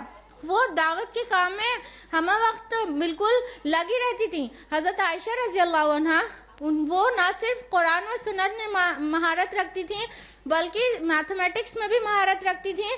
جتنا بھی وراثت کے ڈسٹریبیوشن کا جو بھی مسئلہ آتا تو اگر صحابہ سے سالو نہیں ہوتا تو حضرت عائشہ رضی اللہ عنہ کے پاس لے کر آتے اور حضرت عائشہ رضی اللہ عنہ فوراً ترکے کا جو ڈسٹریبیوشن تھا وہ کیلکولیٹ کر کے فوراً بتا دیتی کس کو کتنا حصہ ملے گا. اتنی ایکسپرٹ تھیں وہ. نہ صرف حلال و حرام اور قرآن کی تفسیر میں بہت ہوشیار تھیں بلکہ وہ میتھمیٹکس کے ساتھ ساتھ وہ میڈیسنس میں بھی ماہر تھیں.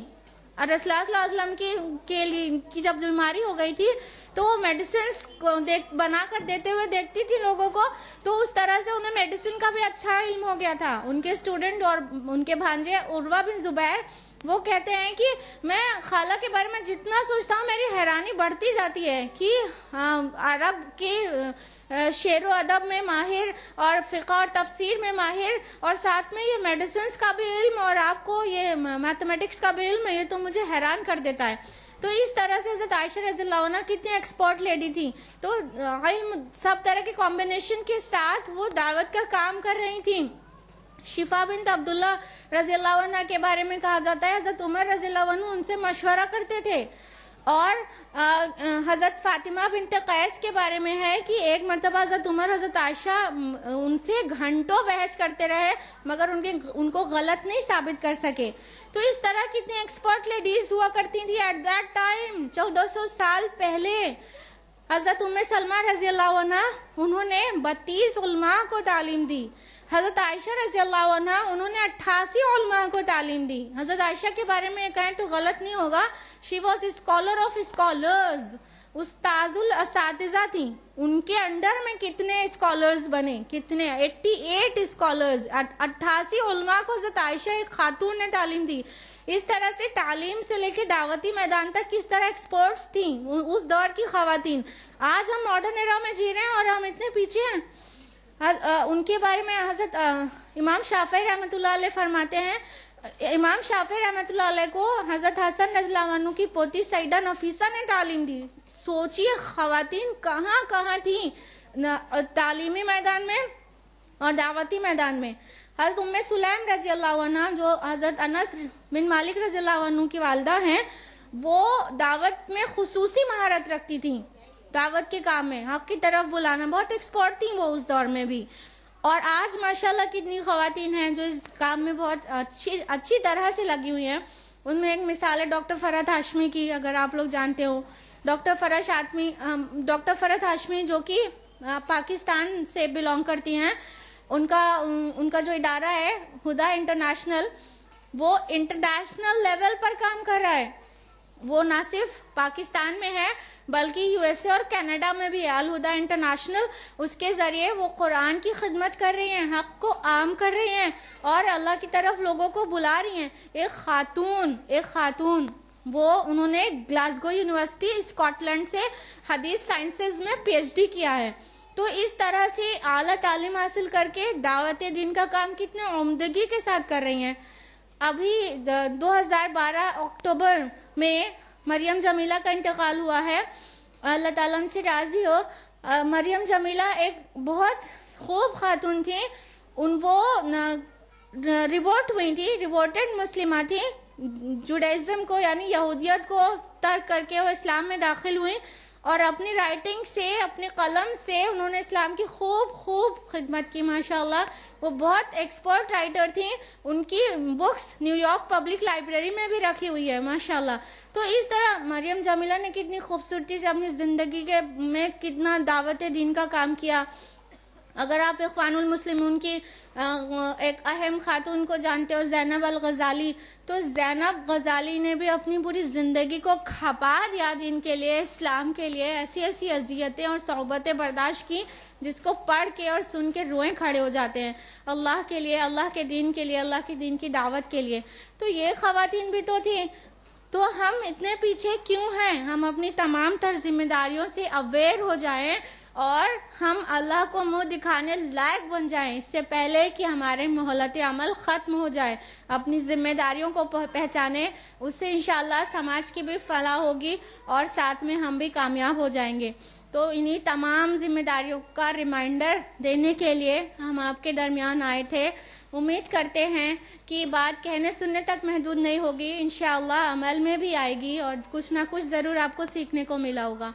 इस उम्मीद के साथ कि आपको कुछ फ़ायदा होगा ज़रूर कुरान और सुन्नत की बातें सुनकर, हम आपसे रुखसत होंगे कुरान हकीम की एक आयत के साथ। अल्लाह सुब्हान तआला ने फरमाया सूरह निसा सूरह नंबर 4 आयत नंबर 124 में, वमन यअमल मिनस्सॉलिहाति मिन ज़करिन औ उन्सा वहुवा मुमिनुन फउलाइका यदखुलूनल जन्नता वला युज़लमूना नक़ीरा। जो भी नेक अमल करेगा, मर्द हो या औरत, बशर्ते कि वो मोमिन हो, तो ऐसे सभी लोगों को हम जन्नत में दाखिल करेंगे और उनका ज़रा बराबर हक ज़ाया ना किया जाएगा। वाखिर दावाना अल्हम्दुलिल्लाहि रब्बिल आलमीन, वस्सलामु अलैकुम रहमतुल्लाहि व बरकातुहू। अल्हम्दुलिल्लाह, बहुत खूब कहा हमारी आज की guest.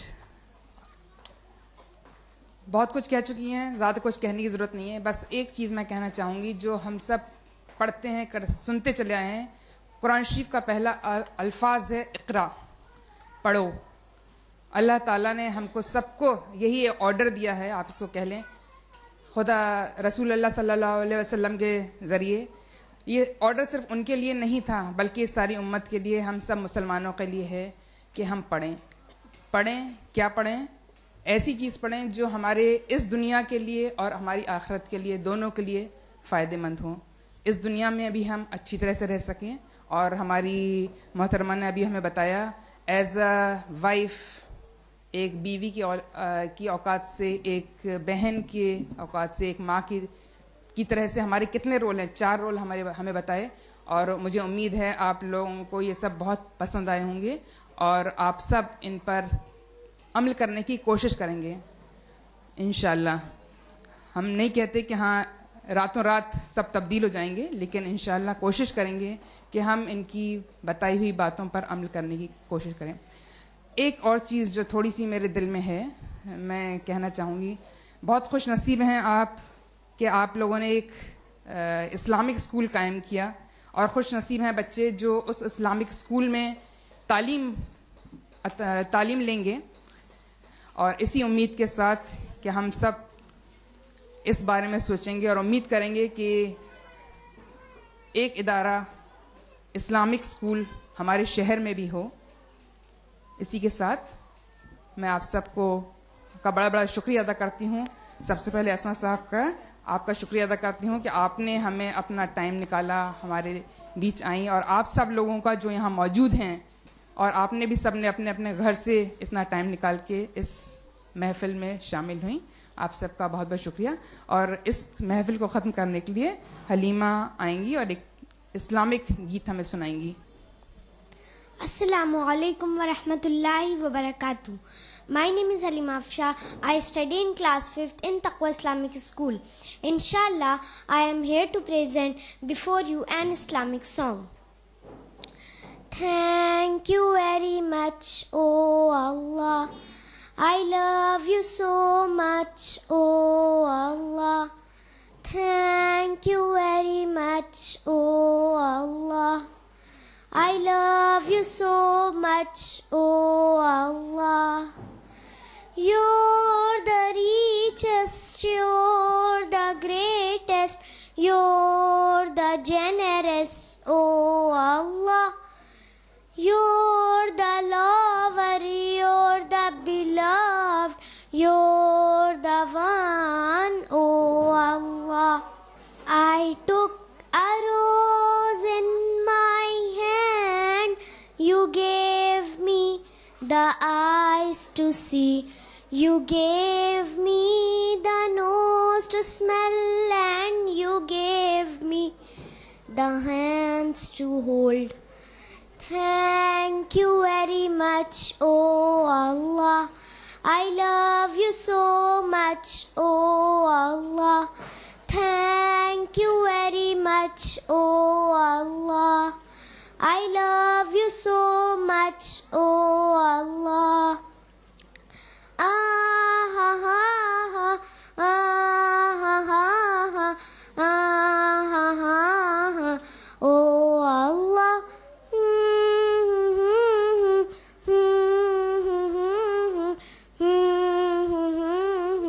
Oh Allah. You gave me a pair of ears to hear the lovely voice of my mum. I learned prayers from her voice. You gave me a tongue to say them. Thank you very much, oh Allah. I love you so much, oh Allah. Thank you very much, oh Allah. I love you so much, oh Allah. Jazakumullahu khairan. Wassalamu alaikum warahmatullahi wabarakatuh. اس امید کے ساتھ کہ کچھ Islamic مدرسے ہمارے متھرا شہر میں بھی جلد آئیں گے, میں آج کا پروگرام یہیں ختم کرتی ہوں. شکریہ.